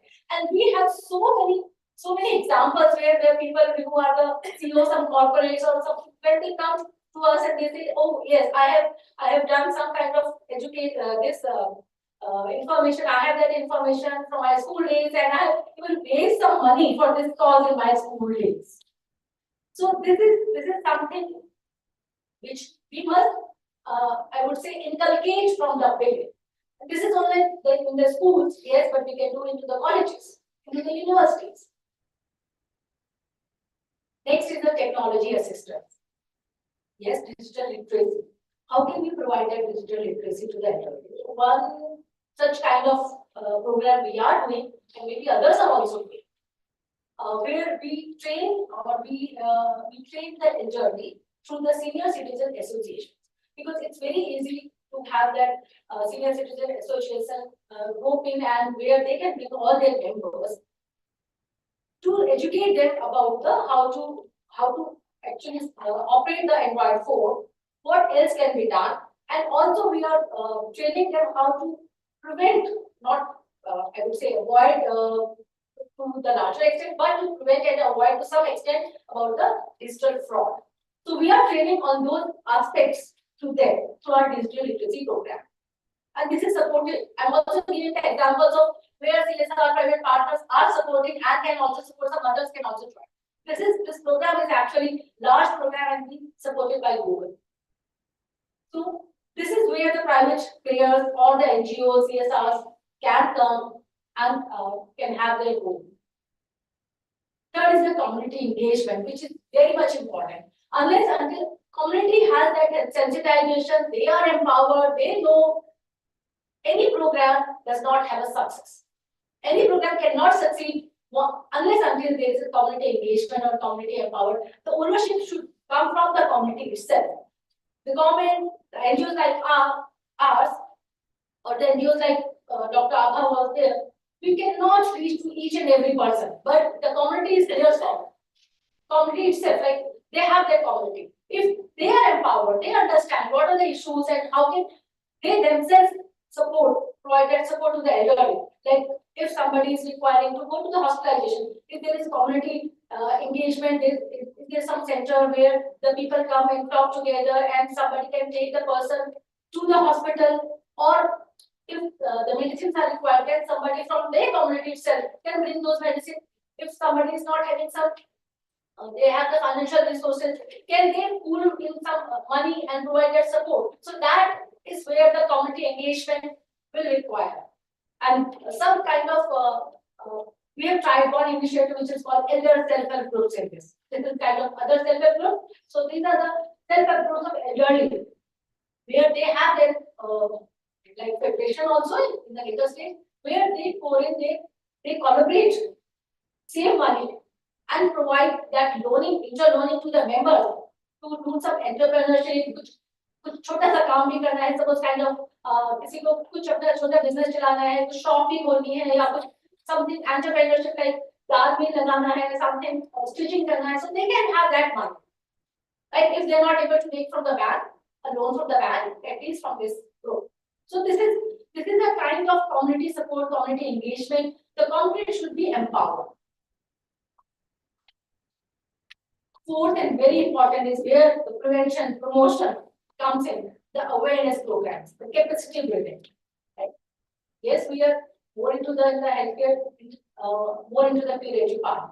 But about the prevention, health promotion, how can you lead the healthy life? What about the diet? What kind of physical activities? Every kind of physical activity or exercise is not possible by the elderly and should not be done. So that right information should be available. So this is some kind of possibility. This is not the social solution, but yes, some kind of reform or possibility. Next. So this I talked about what is the requirement, what are the challenges, what the NITI position paper has also talked about. Now, where the NGOs or the private players can support. Next, please. I have taken this from the senior care reforms position paper by NITI. As I said, that recently published and presented in February. So there are the paper has mentioned itself, there are 3 areas of involvement of the private sector. Private sector, I am not only including the private sector of the corporate type or the hospital type, I am including here the NGOs also, the civil society. One, to add new capacity. New capacity could be in the form of new kind of infrastructure, new kind of model of new care of integration or care of model healthcare. Second is to augment existing capacity, like RRTC was doing, Regional Resource Center for the Training Center for the GI. So there is existing infrastructure, but how can we augment that? By maybe providing some equipment or some new initiatives, or by providing that processes can be improved. These are some examples of. Third thing, in the areas where public facilities are limited, right, where even where the government schemes are not able to penetrate to that last person in the remote area, in the remote village, there comes the role of NGOs. Next, please. These are some of the areas of intervention which we are also doing as a healthcare, other NGOs are also doing, and this is also as per the position paper. I have derived that what could be the areas where where the NGOs can intervene. One is the elder care homes. As we said, government has a mandate to have the old age home in every district, but is it possible? Is it happening? No. If it is not happening, how can we as a civil society support there? Can we take some collaborate with the CSR partner and have that elder care homes in the rural areas also, not only the urban areas. Urban areas have some infrastructure, but not in the rural areas. Mobile medical units. Again, the point of care is at the home and the near the home.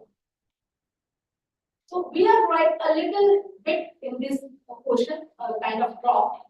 IIHMR India runs 175 mobile medical units across the country in all most of the states, except Northeast, we have a few. And these mobile medical units are actually going to the remotest area. The focus is on geriatric patients, but it's not denying any community patient to cover. So focus is particularly priority is given to the elderly here. And through these medical mobile units, we are reaching to about 8 to 10 lakh people. 50% of them are elderly, and out of them, 60% are women. So see, because in those areas where the accessibility, availability of the healthcare facilities is limited, I'm not talking about here the affordability. The accessibility नहीं है. There is no availability. Affordability तो बाद में भी आती है. अगर available हो, तब affordability है कि नहीं है? Then I have to look at. So what is happening? The women actually they are most neglected. Elder women most neglected. We ourselves are prioritizing our younger generation. Yes. So these units are supporting their healthcare needs in those areas, providing them free medications, continuous medications for the chronic diseases, so that they continue that treatment for their diabetes, hypertension. They also have the lab facilities to some extent, but everything is free of cost to them.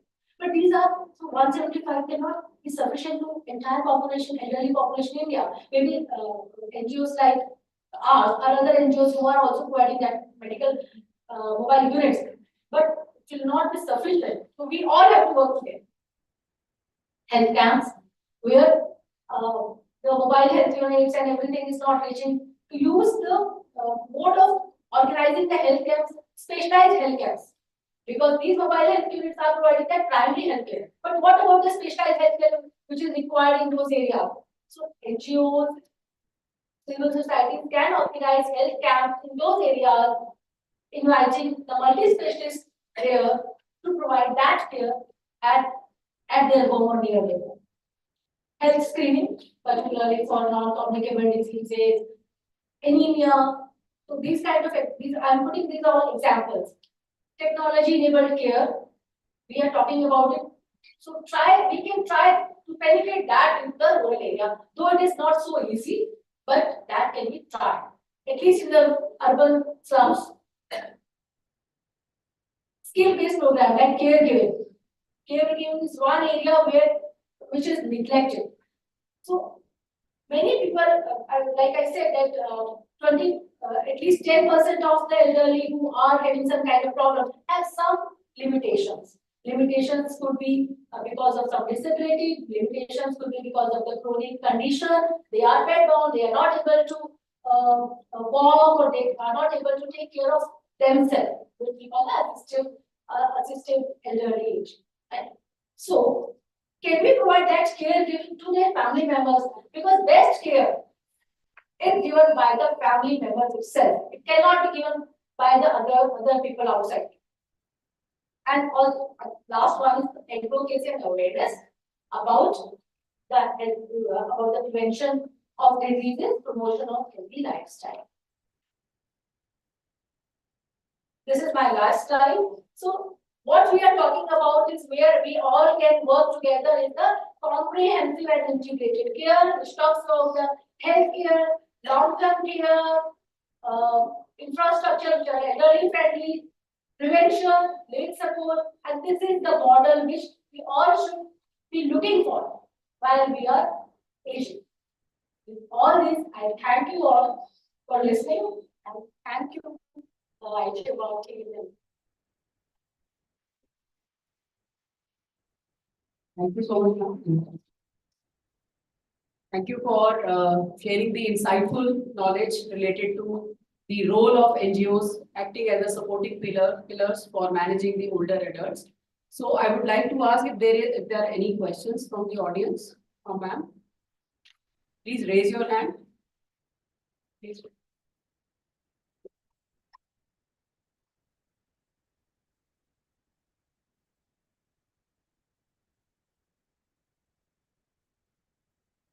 Thank you, ma'am, for such a nice presentation and for enlightening us in your areas from the Heritage India.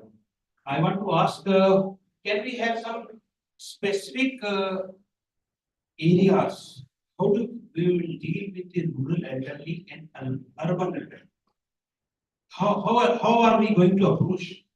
Because in the rural area, the elderly are really very, very developed. They do not know anything. So are we doing something extra or some areas for them? Thank you for your question. Very important question. So particularly for the rural area, when I talk about the elder self-help groups, this is the particularly we are working in the rural area, because urban area you have certain kind of collaboration, like we have the senior citizen association, there could be a resident welfare association also. But in rural area, they do not have that kind of group where they can talk about, they can share, or we also help them to make something which through them. So this is where we are working, particularly in rural area, and this is the uniqueness of this elder self-help group. I would suggest, if you have by any chance you have that you can go and visit the elder self-help groups areas in the Bihar. We have in Tamil Nadu rural area, in Chhattisgarh, in Odisha, particularly in those areas. Thank you. It's very nice. Thank you.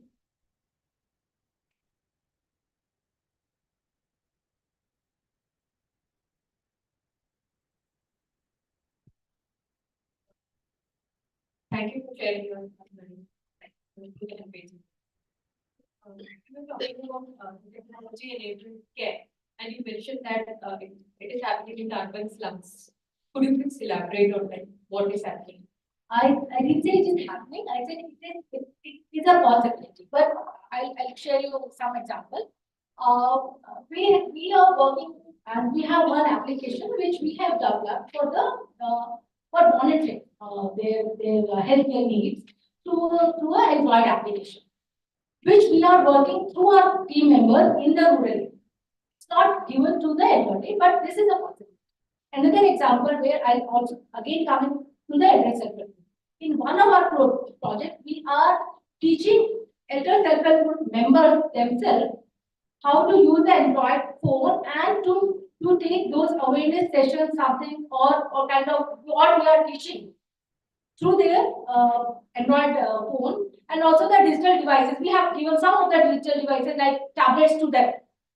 So some, I would not say it's a big one, but yes, to some extent it is happening, and we can develop some solutions where we can have that integrated care of elderly through an app, Android app, which can work in the urban areas as a pilot and also can be done in the rural areas. Not some, there are some pilots in this regard has been done, but not at a major scale.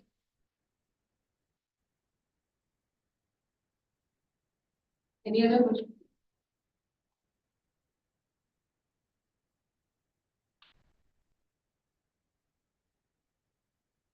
I want to talk about mental problems. So depression and loneliness, etc. remain undiagnosed by a layman. And what are the practices that should be done so that this diagnosis of depression or loneliness can be done by a layman, and there should be a proportion of this in the common people so that they could identify if the elder population, not even the elder population, also the younger population or the people in the mid age are suffering through the depression. Thank you for the question, and this is something about shifting the task. Right, so everyone cannot reach to the mental health professional, and mental health professionals are very few, and they cannot reach to everyone in the community. The burden is huge. I would say the mental health issues are coming up, not even in the elderly, but also in the younger generation. So this can be done by building their capacity by sensitizing the community itself on the what are the common mental health issues. How can they identify some of the common mental health conditions, like through some kind of training. It's not very huge or the long long like maybe days training. It is kind of 1 day training, which we are also doing in the community about the mainly three areas. That is about the depression and general anxiety, and third is dementia and dementia. So to tell them what are the common symptoms, how they can identify, and also to tell them if they find some kind of symptom or they see that there could be some possibility somebody is having some mental health issue, where to go, where to refer to them. So one thing is to sensitize them about the stigma on the mental health issues and to come forward for support if something is required. That can be done by capacity building itself only in the community. Okay, so we'll take the questions now at the end of the entire session. Now we proceed with our third speaker. Our next speaker, Dr. Shivani Chandni, Associate Professor in the Department of Anthropology. Her specialization is on biological anthropology and research interests specifically on human growth and development, human ecology, gerontology and ergonomics, physiological anthropology, mental health, and other. Currently, she is running a major project funded by IIHMR on geriatric health. And in her experience, she has successfully guided one MPhil student for PhD, and currently 6 PhD students are pursuing their research in various aspects, including it. And I'm fortunate to welcome you back. Please. Thank you so much.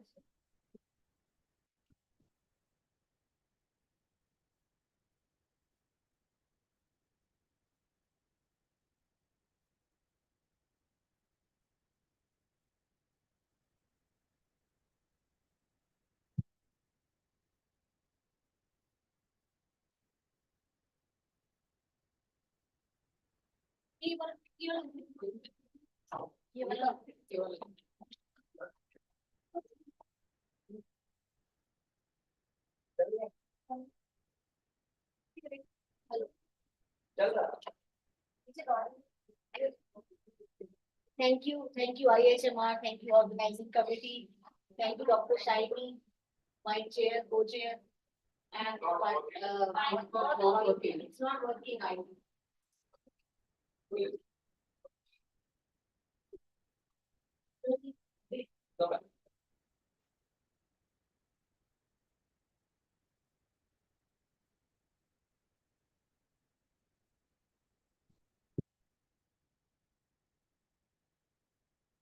Yeah,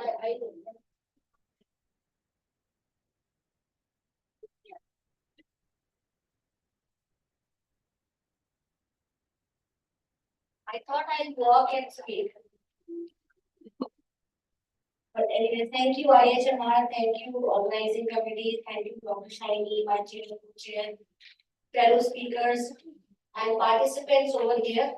I expected more students because the lecture or my talk will be more benefited if they are here because they are the flag bearers of lot of things.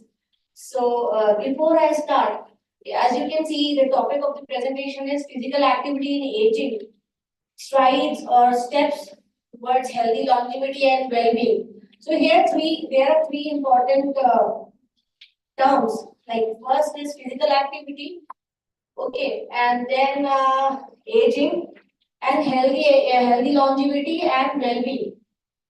But why aging and healthy longevity? Why I have not written physical activity and healthy longevity?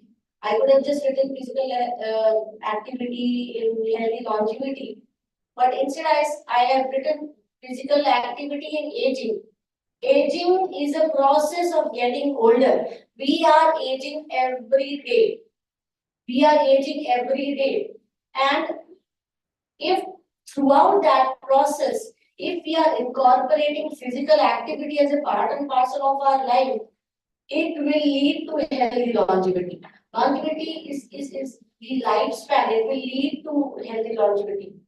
Next. And of course, our well-being, because when you talk about well-being, the quality of life, it plays a very important role in that. So for well-being and everything, being physically active is of utmost important. So what is physical activity? Physical activity is any kind of bodily movement if a person is having is physical activity. But to attain physical fitness, you need to perform structured form of exercise. Okay. So being physically active doesn't mean you are physically fit. And being physically fit doesn't mean you are healthy. So to attain physical fitness, here I am only concentrating on physical fitness and not talking about social fitness and mental fitness because they play a very important role in the overall health. Okay. Otherwise, if physical fitness would have been the only parameter of one's health, then many of these celebrities and many of the people who are dying of heart attack in the young age not have happened. Okay, so physical activity being physically active is important. Another important thing is you need to indulge in exercises. In exercise also there are components. I mean, these are the benefits of physical activity, and we can find these benefits anywhere they are. If you are physically active, it improves your cardiovascular health, it improves bone health, and other benefits which are already stated over there. So these are the benefits of being physically active. But when you talk about physical fitness, there are certain components of physical fitness which we need to emphasize on to attain that kind of fitness. Next slide. So when we talk about physical fitness, it is the fitness means like if you take an example of students that they are physically active group, but doesn't mean they are physically fit. Because if you ask them, if I ask any of these students to pick up a chair and keep it somewhere, आप easily कर लोगे. If I ask you to do it 10 times, आप थक जाओगे. So वो 10 बार भी आप करो और नहीं थको, that is your physical fitness. Okay, so our aim should be to attain that kind of physical fitness. So as we are aging, because Because the moment you reach your 30s, 30 के बाद आपको muscular atrophy start हो जाता है. So muscular atrophy, the moment it's like this honeymoon period, like 10 to your 18 to 30, it gets over. So you don't have age factor with you on your side anymore. So you will have to complement. I mean, you have to supplement your living, change your living style. अभी आप अब तक कुछ भी खाते आए हो, कोई problem नहीं होगा. Immediately you reach 30 and believe me, when you hit 40, आपको 40 पहुंचते ही समझ आ जाएगा कि I mean the life is totally different now. Okay, so like ma'am keeps talking about why we focus on prevention and cure. I mean, not cure. So in this case also, and the way you are spending your youth will reflect how your older age will be. So educating youths and telling them that they should indulge in physical activity and physical fitness before they reach that age is very important. You know, because for older adults, we have exercise programs and everything. But starting early is the most important thing. When you talk about it, starting early also, when we talk about physical fitness, there are two components, health related and skill related. And we are interested in health related components because health related components are something we should be focusing on. Skill related, they are exclusively for sports person and those who are indulging in these kind of sports activities where these skills are required. So it is for growing child, for adolescents, and later on soft exercises for specially catered to or customized according to the age group, whether it is older adults or women or pregnant women. So customized exercise program should be made. So here I am only be talking on health related. So first health related is your cardiorespiratory endurance. Second is your muscular endurance. Third is your muscular strength. Fourth is your body composition, and fifth is your flexibility. Next. So our aim should be to improve these health related components. So first thing is you need to be physically, we should keep ourselves physically active all throughout this day, and I will be talking about the concept of NEAT in the upcoming slides. And next thing is we need to focus on our cardiorespiratory endurance. Cardiorespiratory and how can we attain that? I'm not talking about the tests and any tests over here because of the audience. Otherwise, you will be all bored. So I will be focusing on how you can improve your cardiorespiratory endurance. And it can be increased through aerobic exercises, running, cycling, swimming. As you can see, it is written. Muscular endurance and muscular strength. Why I am talking about strength and endurance both? Because strength is when I talk about how you are lifting the chair and keeping it on one side. Endurance is कि आप उसको कितनी बार कर सकते हो और बिना tired हुए वो काम कर सकते हो. If you are not getting tired and doing these things, then it shows your muscular fitness. Muscular fitness, it incorporates both endurance and strength. And believe me, concentrating on your muscles is of extreme importance, even in older adults, elderlies, because muscles start going into atrophy as you age. So unko engage karna is very, very important. Why? Because muscles, they are seat of insulin resistance, glucose insensitivity. So if you are strengthening your muscles, you are delaying the onset of these cardiometabolic diseases. Also, if a person is already suffering from diseases like hypertension and maybe frailty, and there are other NCDs like diabetes and all, exercises, and especially exercises focusing on your muscle strength will definitely improve your health. Okay, and next is the body composition. Body composition is we should always keep our weight in check. So that is something different, but please do not rely on BMI because BMI doesn't takes into account your composition. It only considers your weight. Whether it doesn't care whether you have bone weight or water weight or muscle weight, anything like that. So if you are trying to do weight management, please do not go for indices like BMI. Okay, you should rely on body fat percentage. How much fat is there? केवल आपके fat को ही focus करेगा. Okay. And then we have flexibility. Flexibility, flexibility is very important because flexibility, like for example, I will give you that you all have seen Salman Khan. So Salman Khan and Sanjay Dutt and actors, they have, according to you, when we talk about body shape and body physique, so they have this very good physique. Okay, but when it comes to dancing, look, have you seen how awkwardly they dance? It is because of so much of muscles they have made, the flexibility is gone. So flexibility, अगर आप combination of exercise नहीं करोगे, flexibility exercises like yoga or maybe tai chi, I'll give the examples also in the upcoming slides. वो आप नहीं करेंगे, so your body will become all stiff. Like even if like you are bending and trying to do some work, will take a lot of effort. So it's very important when you're talking about health. It's very important to concentrate on flexibility. Next.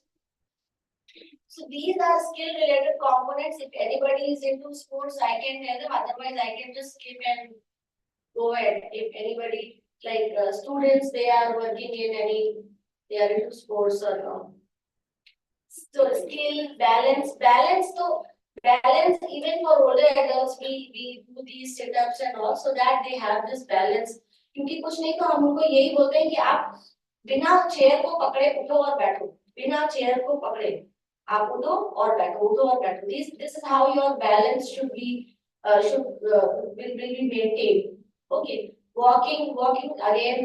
But here I'm not talking about walking. I'm just trying to take things which might be useful for older adults. But as a student, if you are indulged in sports, all these will be important: agility, balance, coordination, power, reaction time, speed. Reaction time, if in old age you are still driving, this reaction time will definitely play a role. We push look just if I talk about my father, he is 76, but he will not leave car. Because I know I will drive, I will definitely drive. And so we have these people, there is this concept of like super adults or what is the name? Like fourth, what is the name? Four daters. We call these people four daters. जो कि age भी कर रहे हैं, but they do their all of their work on their own. They are happy, they are healthy. So why such bleak picture? Like one of the participants, she said mentioning it in curriculum. अरे curriculum में क्या क्या mention करोगे?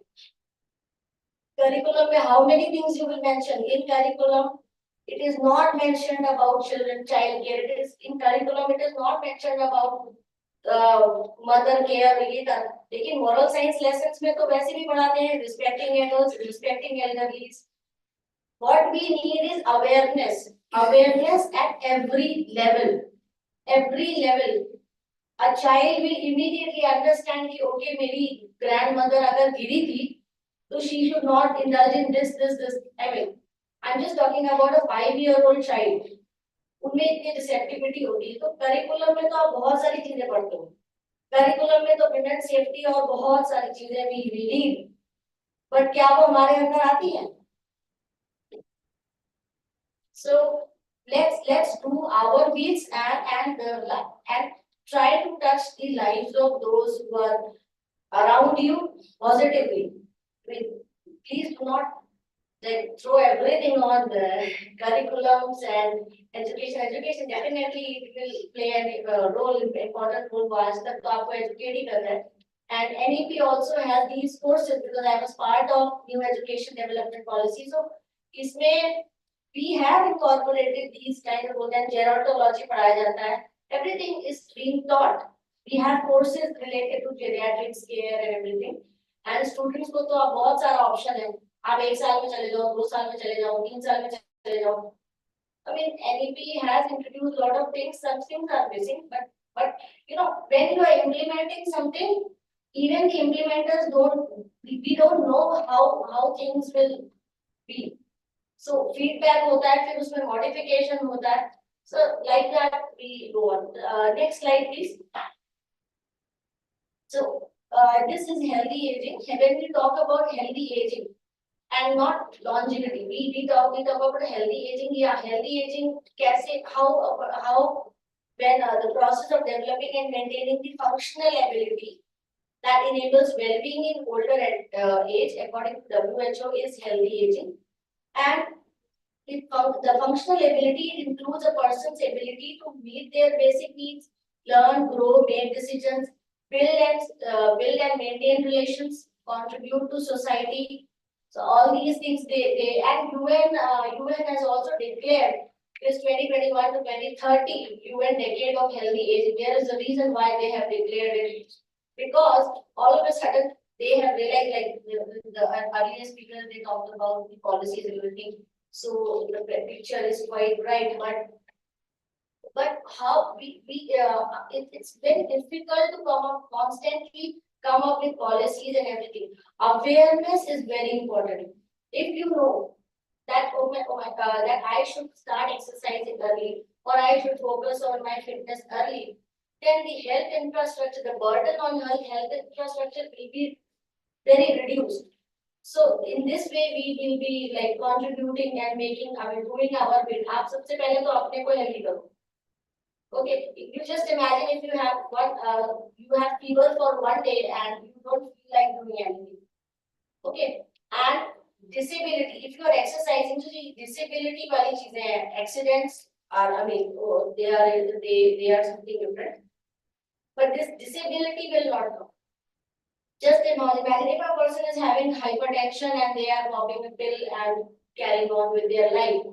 And what if a person who falls and has fracture and is hospitalized for 6 months?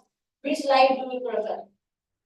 So it's better, and this disability can only be reduced, can only be taken care of through physical exercises and and attaining physical fitness, whether it is cardiorespiratory, whether it is muscular, whether it is flexibility and all. Next. So healthy earlier the focus was on active aging, but very recently their focus is on healthy aging, and that's why the UN has declared this the decade as healthy aging. Next. Next. Healthy longevity and well-being. I have already talked about healthy longevity because aging is happening. We don't have any control on that.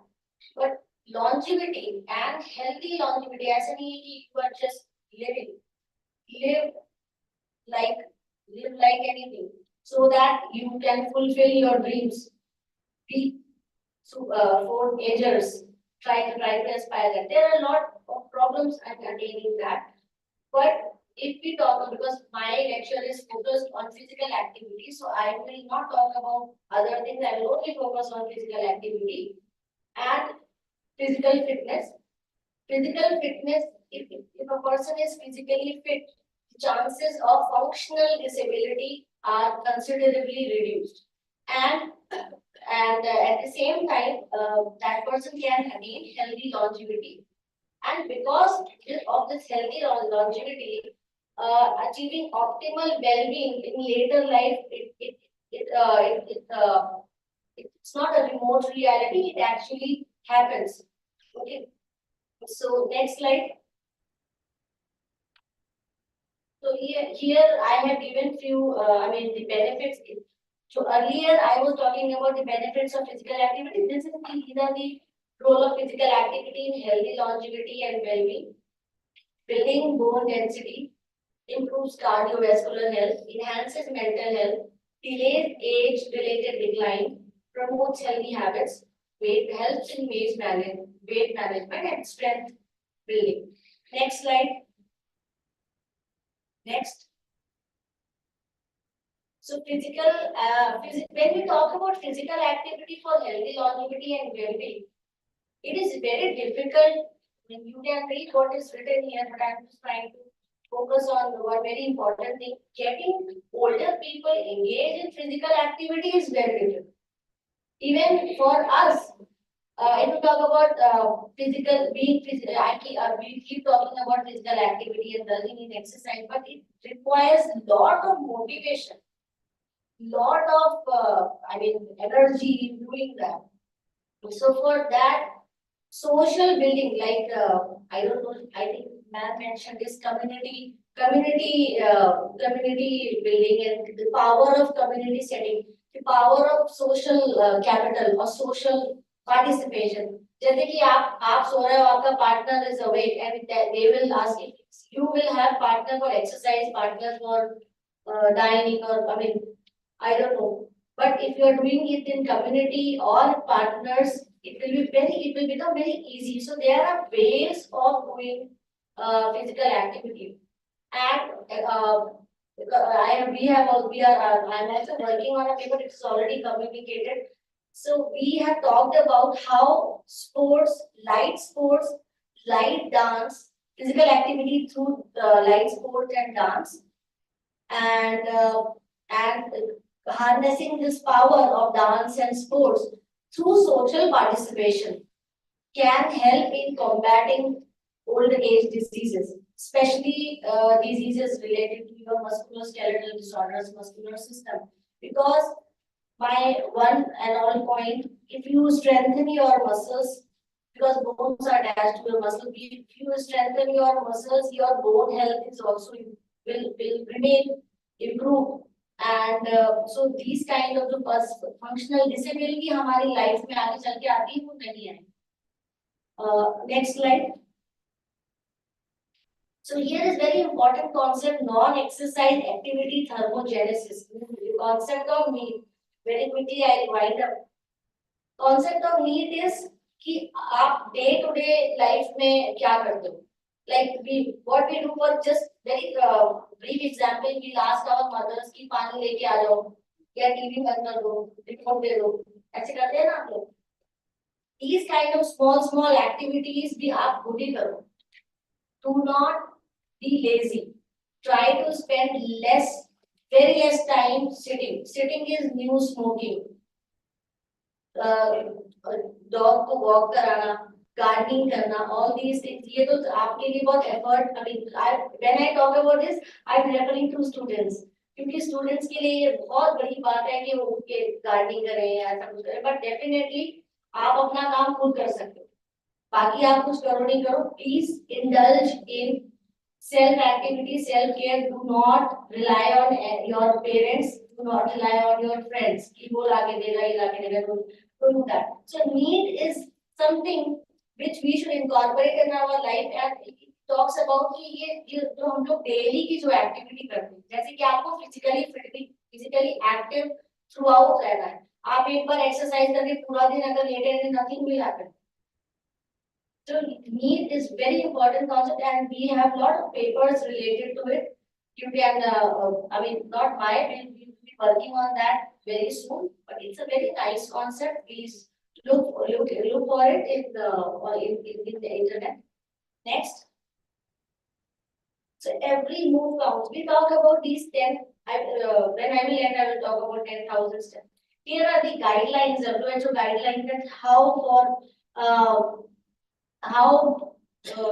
how much exercise is required for every age group, and at least, and I will focus on older adults. Please, next slide. These are the recommendations of how much physical activity older adults need. At least 150 minutes a week.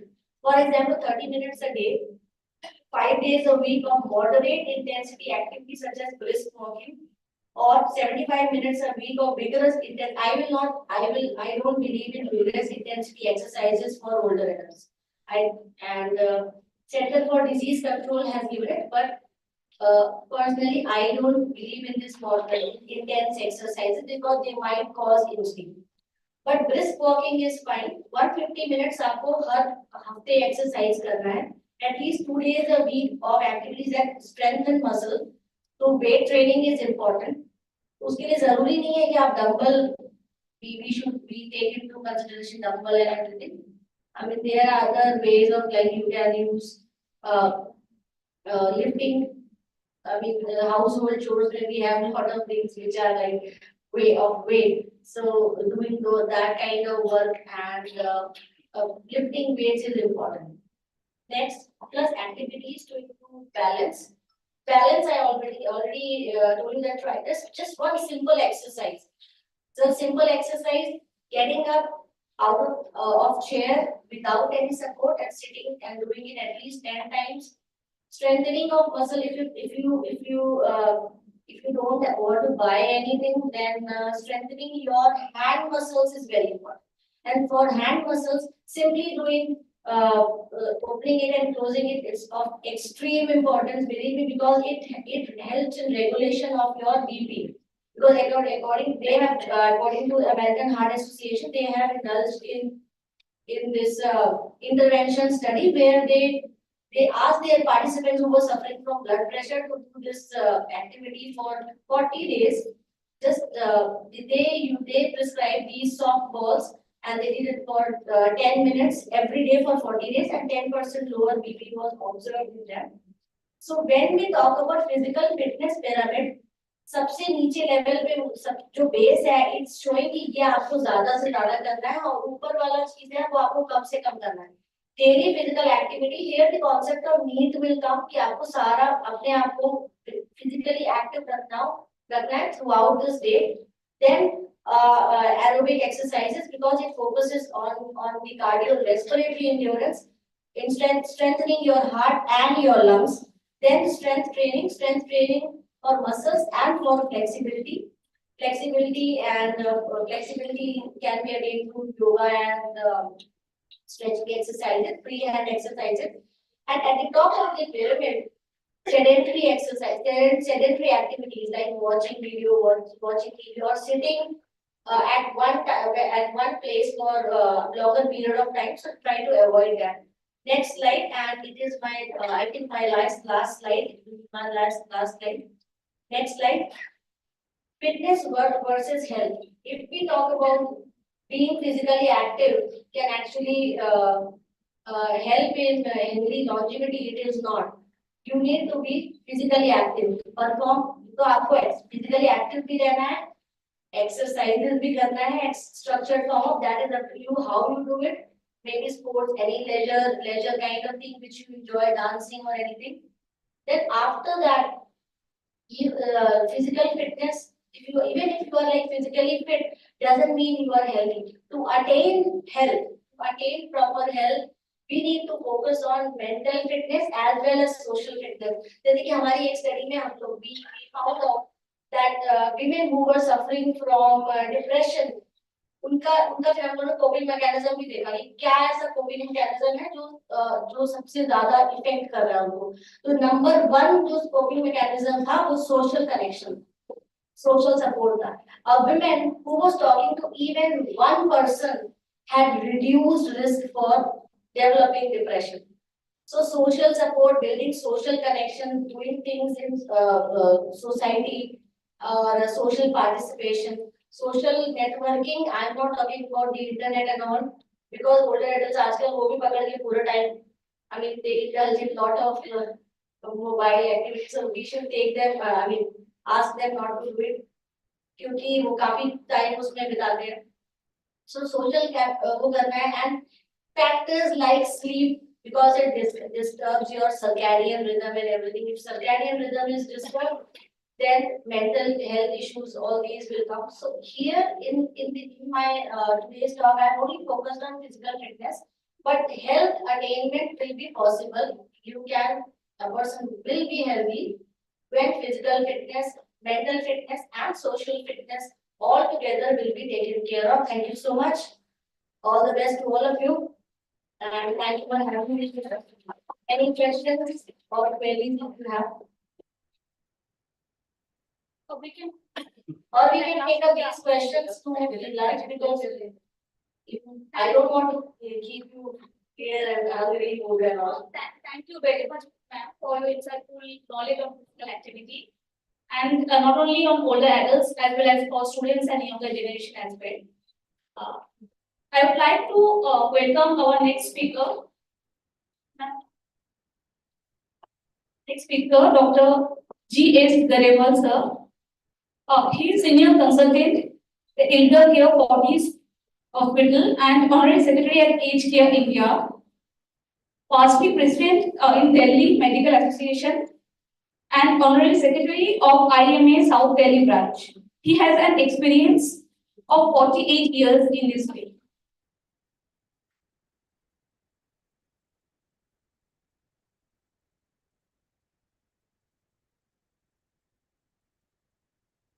Thank you.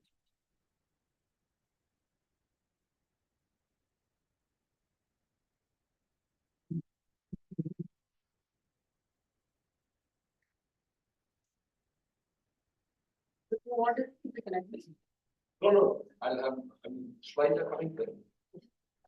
They're coming there. Yeah, I'll have my own.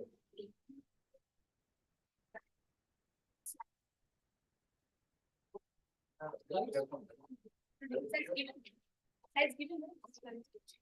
Okay, slides.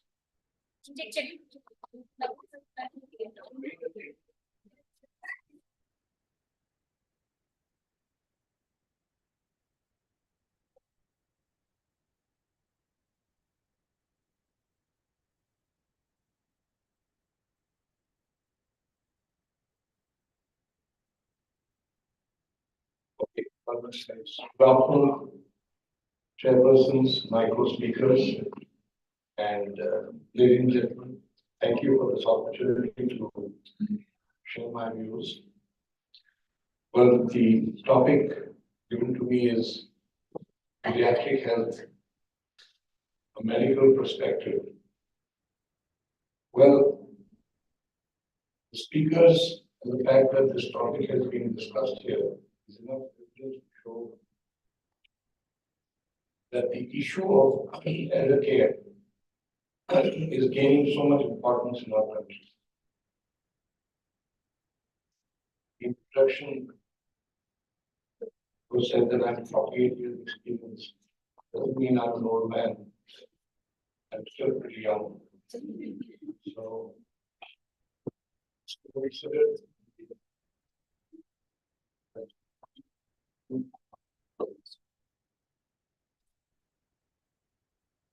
one of the biggest challenges today, what elders face,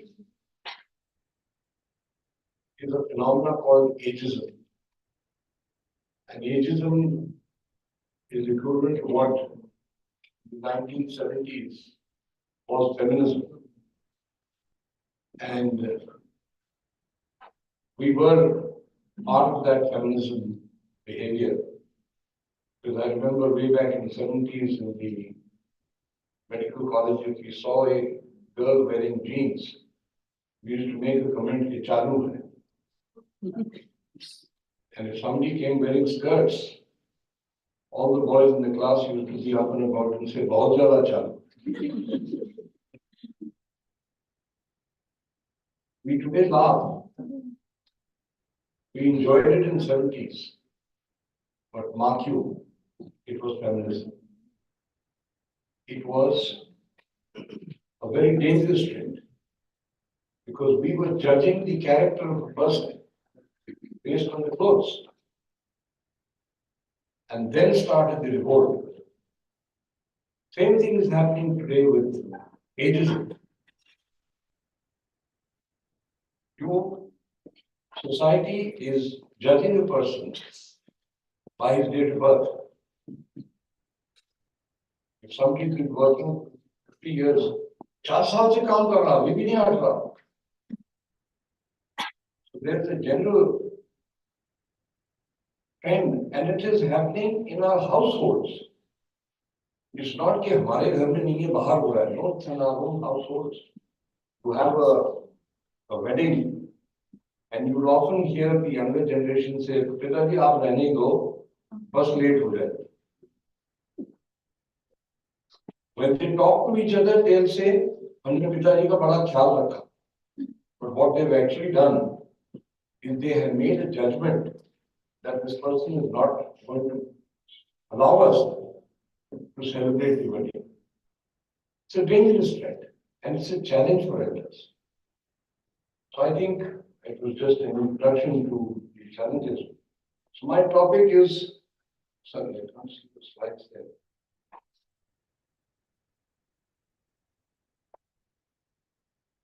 I'll just take a minute.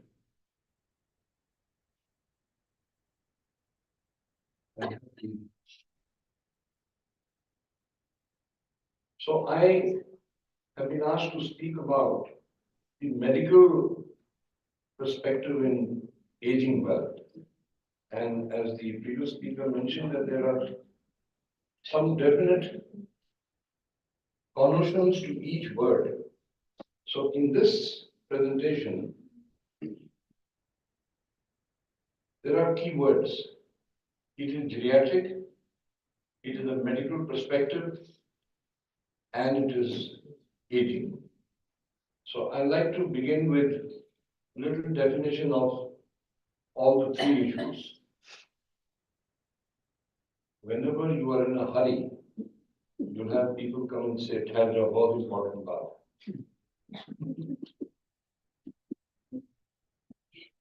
The same thing opens every day to people.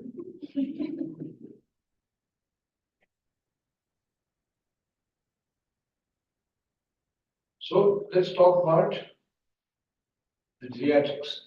What is geriatrics? Next slide. Geriatrics? No, are we on the same slide? Yes, sir, yes. Okay. So geriatrics, we've been talking about geriatrics. Geriatrics is a branch of medicine that specifically deals with the healthcare of older adults, usually above the age of 65. It emphasizes on diagnosis, treatment, and prevention of diseases and disability that commonly affect older adults. And geriatricians are medical doctors who specialize in geriatric medicine and are trained to manage the complex healthcare needs of the elderly. And geriatric health, this refers to that branch of medicine that specializes in older adults. Geriatric health professionals have expertise in assessing and managing the unique health concerns and conditions that arise with aging, differentiated from complications because of diseases. Here we are talking about issues that arise out of aging, including chronic diseases, cognitive decline, functional limitations, and social factors that impact health. And the medical perspective. Why is medical perspective considered to be discussed as part of elder care? So these highlights that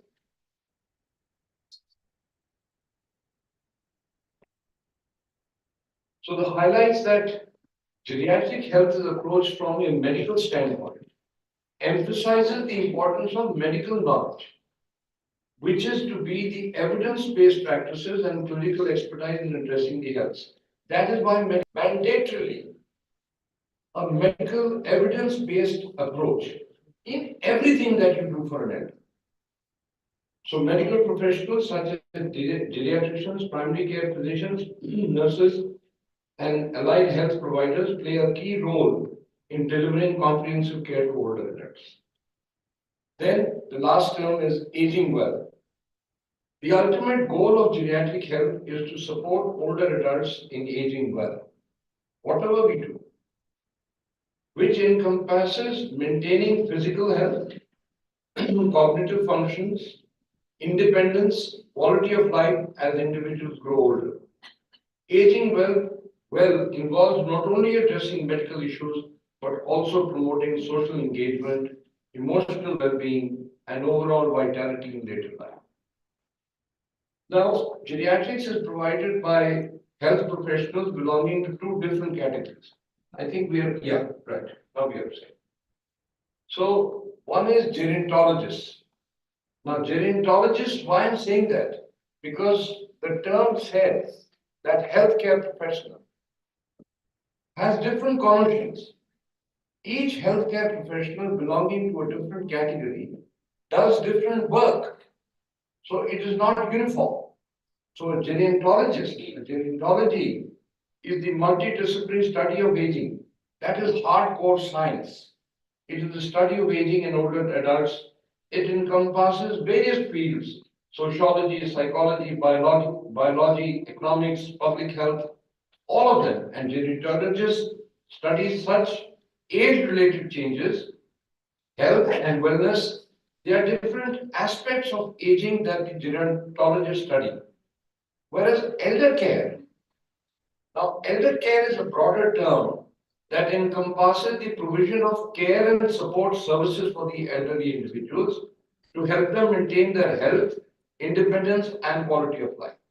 So this is, whereas the elder care is a person who is also a healthcare professional, but his job is encompassing a larger, vast area of services.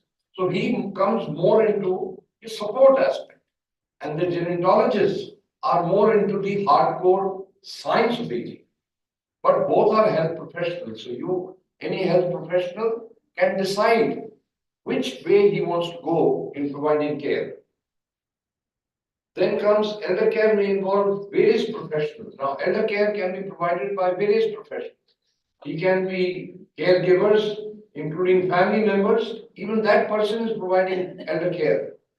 So they can be of different professions, but all of them will come under the umbrella of elder care. So in summary, geriatrics focuses on the medical aspect of aging, whereas gerontology explores aging from a multidisciplinary perspective, whereas elder care encompasses a wide range of supportive services and interventions to meet the needs of the elderly individuals. Now, why are we talking about healthcare? Geriatric health becoming so important. Next one. Yeah, okay. Thank you. So it is important for various reasons. It is important because we have an aging population all over the world. This aging population has increased vulnerability to diseases, to existence, and to dignity, because of which their quality of life is going down. Their healthcare costs are much more than the average person. The caregiver burden, we are talking about decreasing family sizes, and therefore the caregiver burden is going, and so much so now there is a new form of caregiver burden, because there are now, in Japan, I'm reading that there are more than about 230 couples who are both above 100 years. So the 100-year person is a caregiver for his spouse. So that's another variety of caregivers. Then there's the public health impact. I'll be coming to detail about the public health impact for this. Oh, this one is gone. Next. So equity and social justice. Very important aspects of aging. As people are growing, are they getting equity and social justice in the issues which are related to that? Then there is longevity with dignity. We've been talking about longevity, but longevity, though being a marvel of science, has brought its own problems and issues in life. And we'll be talking about that further. So in conclusion, addressing geriatric health is critical for promoting the well-being, independence, and dignity of older adults. I'm sure some of you must be realizing the word dignity and quality of life is coming to be used very often with reference to elders. It has changed. It was not so in a 45-year-old person or a 55-year-old person, but it's very important in a 75-year-old person. I'll illustrate you with some examples of this. Then comes the demography of global aging. It's happening very exponentially, and it's happening all over the world, but there is evidence to state that the rate of growth of the elder population is at a faster pace in developing countries than in the developed countries. So if the total population has risen by 1%, 0.7 of that is the elder population. So therefore, compared to the total population, there are more people going into the age group of 70 and 75 because they are living longer. So now the implications of this global aging, what is happening? We are noticing कि ऐसा हो रहा है, पर उसका implications, those are the challenges that will come to all of us as society and as professionals. Increased life expectancy, declining fertility rates. There are so many, we are seeing people getting married at ages beyond 35, and the fertility rate is going down. You have countries with 0% fertility today. So the balance is going. You have a population shift, and it is estimated that by 2050, the population of people living above the age of 65 will be more than the children who are aged below 15 years. So if the government has a Ministry of Child and Welfare, we are demanding that the government put up a Ministry of Elder Care when the population is more than 15%. Then increasing health needs. Healthcare needs are proportionate to as you grow. Economic implications. I'll be coming to detail of this. Next slide, please. So the world over, they are saying that with this exponential growth, accepting the challenge, but it is also bringing opportunities. And one of the opportunities is evident by this session here itself, that you never had a session on geriatric health before. So this is one of the opportunities. And as the Niti Aayog paper has been referred to by my colleague, and it's the latest edition, the timing and content of this document. Now this is important, that the Niti Aayog it has been necessitated for the Niti Aayog to come out with this paper because of the rapidly changing demographics of older population and the challenges being faced by them to live a life of dignity and quality. And the government is now being forced to come out with guidelines and policies of how to look after this population, because you're going to have so much of, so the number is going to be huge. Next. The position paper states that the population of people above 60 years is rising exponentially. The current comprise over 10%, and it is being projected that by 2050, it is going to be 19.5 by the government, but they are expecting that it will be anywhere between 24 to 26% of the total population. So if there are 100 people here, there will be more than 30 above the age of 70. So you will have to make special arrangements for them. And that is just 25 years. Then the phenomenal Lassie study, which is the longitudinal aging study of India. There are references in this paper by Niti Aayog from the reports of this study in 2021. Now look at the startling figures. 75% of the elderly have at least one disease. 24 of the elderly have at least one activities of daily living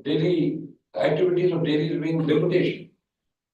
48% reported at least one instrumental activities of daily living. 48. 1 in 3 reported having depressive symptoms, and 32% reported a low life satisfaction. Now these are studies, figures by the longitudinal study. Then only 18% had health coverage. 28% were aware of any concessions by the government, and 24% reported problems in providing documents to avail of these concessions. Just the previous slide, the last one. 70% of the elderly, listen to this carefully, 70% of the elderly is dependent on everyday maintenance, and 78% are living without any pension. Look at the economic burden that is going to hit society, even when we reach half that population. And within this exponential growth, in India, there is another big tsunami happening. Next slide. And that is the phenomenon of feminizing aging. It is there. Next. If you just see this graph, you start from lower and as you go up, in the age group of 50 to 60, you will see the red line and the blue line more or less equal. Just go beyond 80 and the pink line starts becoming longer than the blue. The pink line is for the female population. So what is happening? Females are outliving the males. I always say this, that जितनी मर्जी मूंछ पे ताव दे दो, मरोगे बीवी से पहले. So, with the longer living of single ladies, it has enormous social and economic implications. I'll just say one line. This age group of ladies who are now 80 or 85, what was their social status 50 years ago? 90% of them were only saying one filmy dialogue. हम तो पैदा हुए हैं सिर्फ बच्चा पैदा करने के लिए और अपना घर बसाने के लिए. ये मेरे स्वामी, they grew with these statements. So sacrifice was part of their life. So can you expect this person at the age of 80 to suddenly start asking for her rights? Not possible. I hope you don't have the misfortune of ever being visiting a person of that age and who's neglected in her own house. I have seen them. I've met them. I've spoken to them. And when you ask them, Mataji, 2 दिन से खाना क्यों नहीं खाया? बेटा अब तो यही उम्र है, यही जिंदगी है, जब मिल जाएगा तो खा. They're not going to die. They're going to suffer. And as we as society, responsible people, are going to allow that to happen. But that's an outcome of this feminization in aging. Next. And WHO says any country is an aging nation if 7% of their population is above 60. We are already 9. So we are an aging nation. And I often say this, the nomenclature of elderly has changed. पहले होता था 60 बुढ़ा हो गया. Of 80 years में you call somebody Buddha and you had it for your life. Autistic लेके मारने को आता. So the name has changed. 65 to 74 is now young old. 74 to 84 is middle aged old. 85 years is old. And beyond 85 is गलत है. Beyond 90 is called the older old. They are saying the 80 is the new 40. So understand what's happening in society is happening in your own houses. And we have a notion, बीमारी है तो दवाई है. What is the notion we all live with? बीमारी है तो दवाई है. So you go to a doctor, ये बीमार हो गए जी, बोलते नहीं. But that's not the truth. So the healthcare professional today is facing many, many challenges. Next. So I always say this, that India will be a grey nation before it becomes a rich nation. जितना मर्जी premium economy बोल दें, we are already a grey nation. So let's understand what we are facing, and it's going to be facing in our own homes. So the implications of this tsunami or even rapid growth that is happening is that there is going to be an increased demand in healthcare. There is going to be a rise in chronic diseases. There is going to be pressure on the health infrastructure today. If there are 10 emergency beds, 65% of the people demanding those beds are going to be above 70 years of age. But the guy who's 45 is going to make more noise. This is happening in hospitals. He's 45. Even the doctors are taking decisions. इसको तो हम क्या बचाएंगे, इसको तो बचा सकते हैं, इसको घर भेज दो, इसको बचा. It is happening. I'm sharing it. Cost of care is very high. Emphasis on preventive care and health promotion is non-existent. It is non-existent today because they say, अब 70 साल में क्या prevention करनी है? It's a different matter, I'll come to it. Integration of technology. Today, the Niti Aayog has emphasized that one of the aging factors that needs to be screened is utilization of technology by the elders. Next slide. So the overall healthcare system will need to adapt to the challenges and opportunities presented by an aging population. So it is challenges and opportunities we are talking about. Next. Now I come to the new addition that has happened in elder care. So the general concept is diabetes, blood pressure, arthritis, headache, asthma, COPD.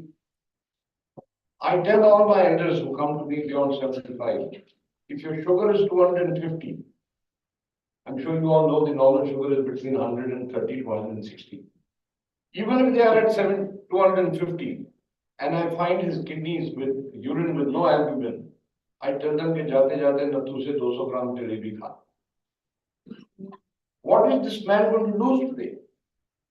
At 75, he is not going to die because of kidney failure. So the era of diseases is gone after the age of 75. What has replaced that? That is the challenge to healthcare. And the new domains are the aging factors that are contributing to complications of existing disease. That's the new mantra. So I have diabetes for the last 20 years. I go to a doctor and say 30 साल से दवाई खा रहा हूँ और आजकल पता नहीं थक जाता हूँ. Diabetes की कोई नई दवाई दो. But it is not his diabetes. It is physical activity which was just mentioned. Under physical domain, you have gait, you have frailty, you have sarcopenia, you have nutritional disorders. If I scan 10 adults for serum B12, 7 of them have a B12 of less than 150. And they complain of tingling hands. And they are having murabbas and badam. It won't work. Then comes functionality domain. We just spoke about the difficulties in daily activities of living. These are to be assessed today, not as diabetes. Mental health, 3 big issues. Loneliness as a disease. In the UK today, you have a minister for loneliness. So loneliness, depression, and cognitive decline. We don't use the word memory loss anymore. कोई आके कहता है आपको मेरी याददाश्त कमजोर है. It is not memory loss anymore. It is cognitive decline. It's a whole new chapter. Social and environmental health. I tell all my elders, you रोज आके they are going to the mandir and doing 108 बार वो जाप किया. But they must understand it's not the job. It's the company of those 30 people that is giving them the energy. It is a must. They must carry on. And last is digital utilization, which is the new domain which has been added by Niti Aayog. So these are the domains that have come to the healthcare. Next please. Now, what are the key factors in geriatric health? So forget diabetes, high blood pressure, etc. They are lifestyle choices. Access to healthcare, one of my colleagues just mentioned. Access to healthcare. The lady cannot visit the doctor because there is nobody at home to take her to the doctor. That is a new challenge. Then you have social support networks. Akele ghar pe hai. Nobody is coming.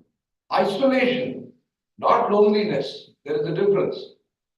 And environmental factors. Environmental factors mean it is not hawa pani. It is your own home having furniture which is restrictive to you. It is not good lighting. The elders can't read the newspapers because they don't have adequate lighting because nobody at home is bothered about their lighting. So these are affecting the quality of life and not diabetes and high blood pressure. So I'm just, these are, you could just finish this slide because these are just the issues that come under physical health. So physical health is no more physical health. Similarly, Next slide. Similarly, in healthcare access, these are the issues that are taken under healthcare access. It's not just one, these are all the issues. And a healthcare professional is supposed to screen an elder person for these issues. Next. So, healthcare professionals wanting to provide care to the elderly are faced with multiple challenges. And one of them is a lack or absence of awareness of any training or tools meant for elder care. You see, if somebody comes and I want to check his blood pressure, I have an instrument. I check his blood pressure. I want to know sugar. I check his sugar by that machine. Now I want to check the physical factors of aging. How do I do it? I'm supposed to have a tool which I can match because it is all subjective. So even if it is available, there are some tools available, but there's lack of awareness or doctors are not trained how to use that. So that is coming a challenge. Next, please. So one of the ways, an established international way of assessing an elder is called the famous Comprehensive Geriatric Assessment, CGA. This is already established all over the world. And CGA is a multidimensional, multidisciplinary assessment designed to evaluate an older person's functional ability, all the domains that I mentioned. They all come under the CGA tool. So we have a tool, but uske upar, there are many doctors who don't know how to use it. Next please. And the assessment of the in a CGA, as I mentioned, is done on these domains. Next. And what is the advantage of CGA?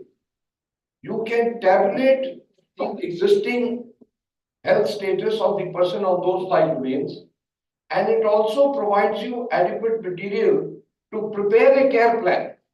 So today, if you have assessed somebody under CGA, I prepare a care plan for 3 months. 3 months later, I can assess him on the same parameters and find out how much we have succeeded. That's the way to proceed. Next.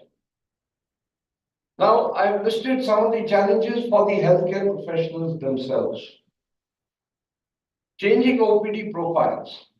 If I saw 10 patients 10 years ago, 4 used to be beyond 65.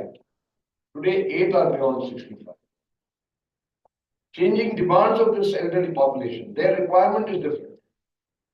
Totally different questions hote hain dono age groups. Then there is a lack of providing or training, as I said. Lack of tools for screening. There is lack of supportive infrastructure for providing aging at home. WHO is talking about aging at home. Old age homes is to be given to economically weaker sections, but for those who can afford, it is the concept is aging at home. Let him be at his home and provide all the support at home. Next. Last slide. Just show me the last previous slide. No, the previous one. Yeah, that one. See, read the last one. Age-friendly health services. I'll be talking a bit about age-friendly health services. It's not age health services, yari dosti mein. That's not the friendliness. It's a professional, service. Next. So these the health services challenges to the health professional. I'll skip this. Next one. So what is the solutions? I come to the last 3 slides. The solutions is to have discussions like we are having this one today. It starts from there.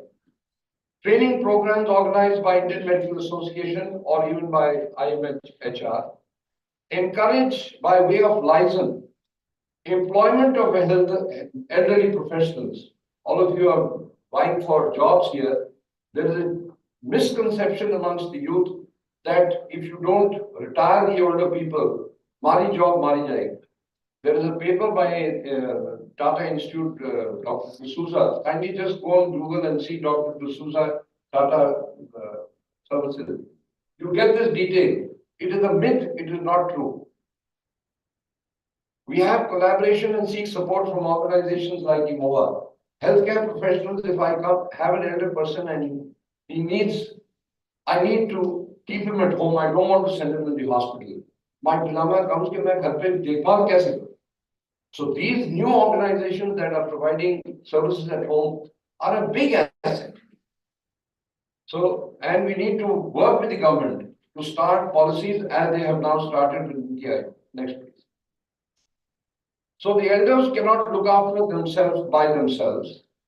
The health professionals cannot care for the elderly by themselves. So the answer is partnership is the way forward. Training of professionals and community support, which all the speakers have been saying. Community support has to come forward. The government cannot come to everybody's house. So the community has to stand up. Next. So therefore, I just wanted to share with you that I've been working with the elder care for the last nearly 5-6 years. This is chairperson, an exercise I'm doing on the 17th. Generally, people have camps for the elders. So all they do is blood sugar test kar diya, ye sugar kar diya. This is with total humility. This is the first camp that is focusing on screening of aging factors. I've kept a token registration of 200, and I'm very glad to say that we've had 27 registrations. Getting money out of elders is not easy. To try and get 10 rupees out of them, hard job. So this is, they are paid, and I'm doing this. This is what we need. I've got calls from doctors saying, can we come and attend? Because they don't know how to do this. So this is the future of participation. Next, please. So this was unthinkable 10 years ago, but today this is the reality.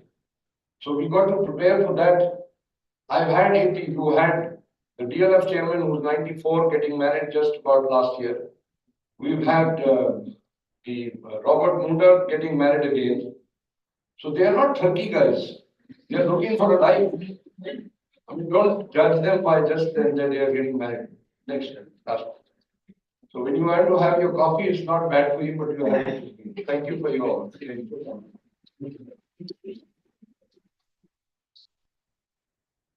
Thank you so much, sir, for bringing the audience attention towards the how do we age well, aging well, and how geriatric health and other sciences can contribute, and how the community has to be empowered in terms of managing the older adults.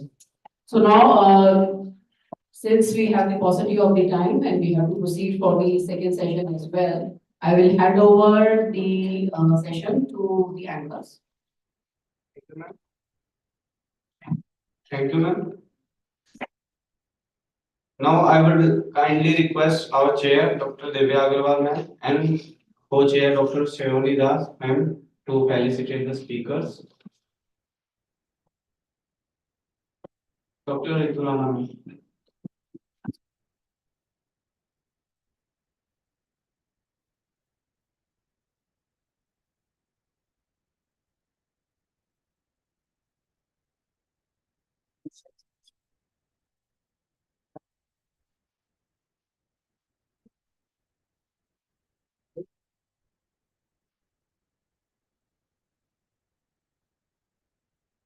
Dr. Shivani Chandel ma'am.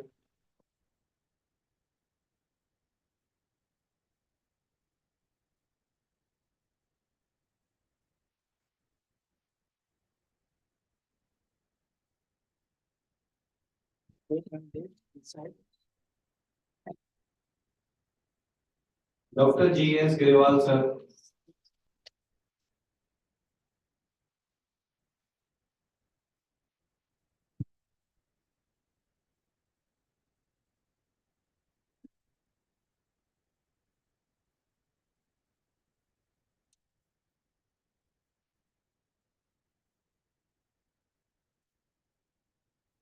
Request everyone online to see for a group picture of the symposium in the amphitheater outside. Volunteers are requested to kindly escort the speakers and everyone of the panelists. Following that, you all are requested to proceed for lunch, which has been served on third floor.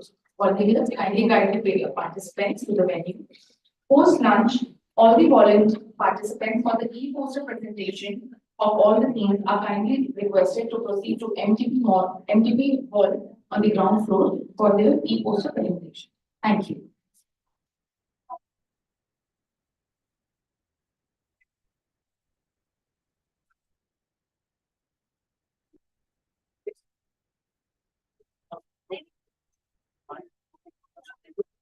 Was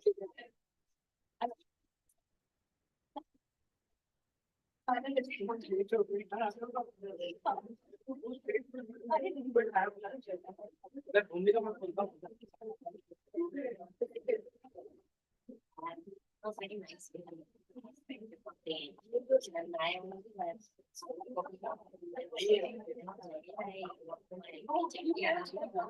I still carry that certificate.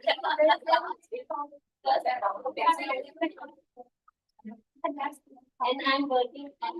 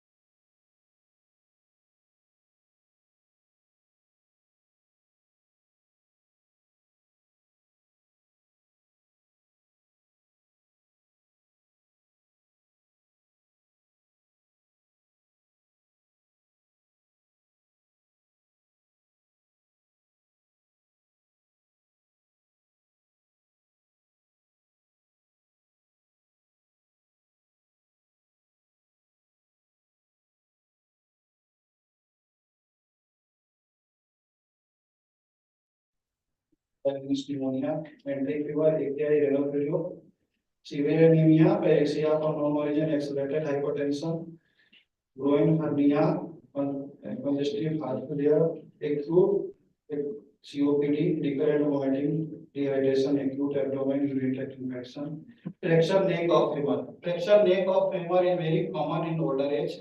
So that has been reported to 2,313 claims submitted by the hospitals, that is 6.24 crore.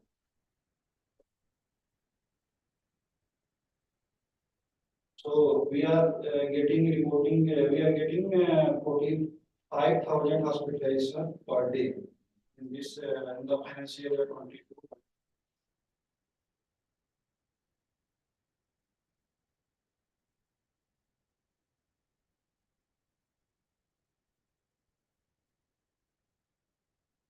Coverage 55% from India population protected IIHMR.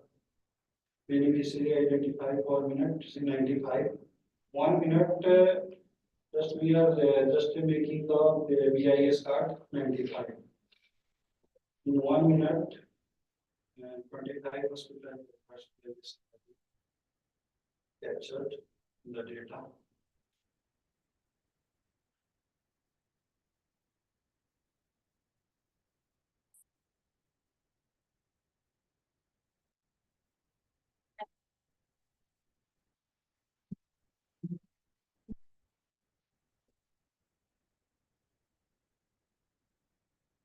Thank you, sir. Thank you, sir. We came to have a good understanding regarding the packages which are covered for, especially for adult. Generally, when we talk about PMJY, the general scheme is for all. But you brought to light what are the special treatments and procedures which are covered, especially for old age seniors, especially 60 plus. So that was really interesting and it's very informative also. So thank you very much for your talk.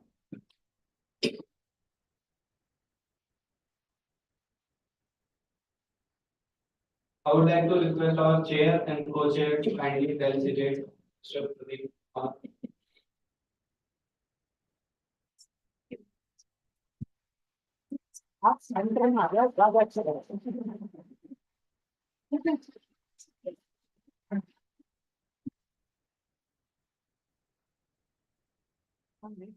Sir को centre में करते जाए. Okay. Yes, sir. Yes.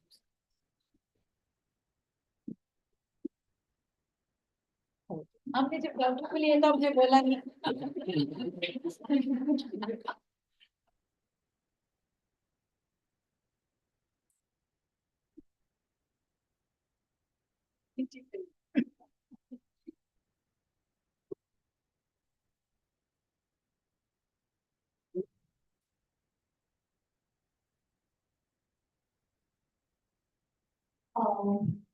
Now I would like to request Mr. Naveen Ashish on the dais. He is business head at Innova, consultant of elder care. His journey began with a postgraduate degree in hospital and healthcare management from India's premier institution, IIHMR, New Delhi, in 2012. Since then, he had the privilege of collaborating with numerous national and international healthcare organizations. Talking about his experience, he has over 12 years of experience across various startups. He is advocating for HPV vaccines to prevent cervical cancer, in promoting influenza, pneumonia among the elderly, and ensuring access to travel vaccines for those embarking on international journeys. So please welcome, sir. The stage is yours.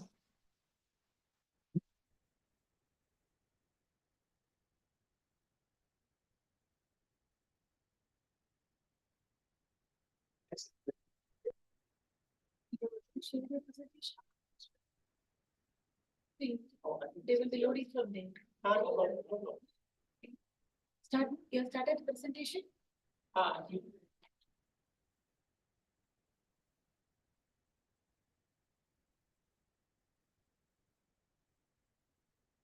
Hello everyone. So good evening. not the good evening that I expect. Good evening, guys. Good evening.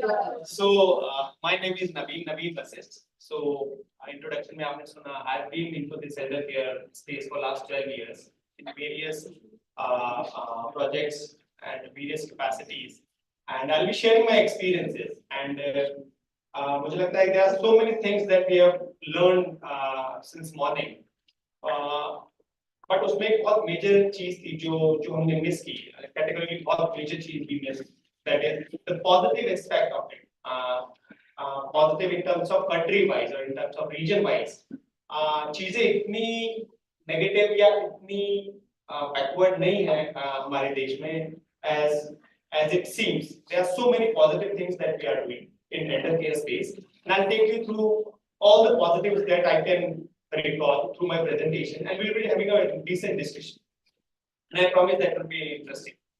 So, starting, so just move the slide. So, I'm representing one organization called Mission Foundation, and they primarily do a lot of work in elder care space.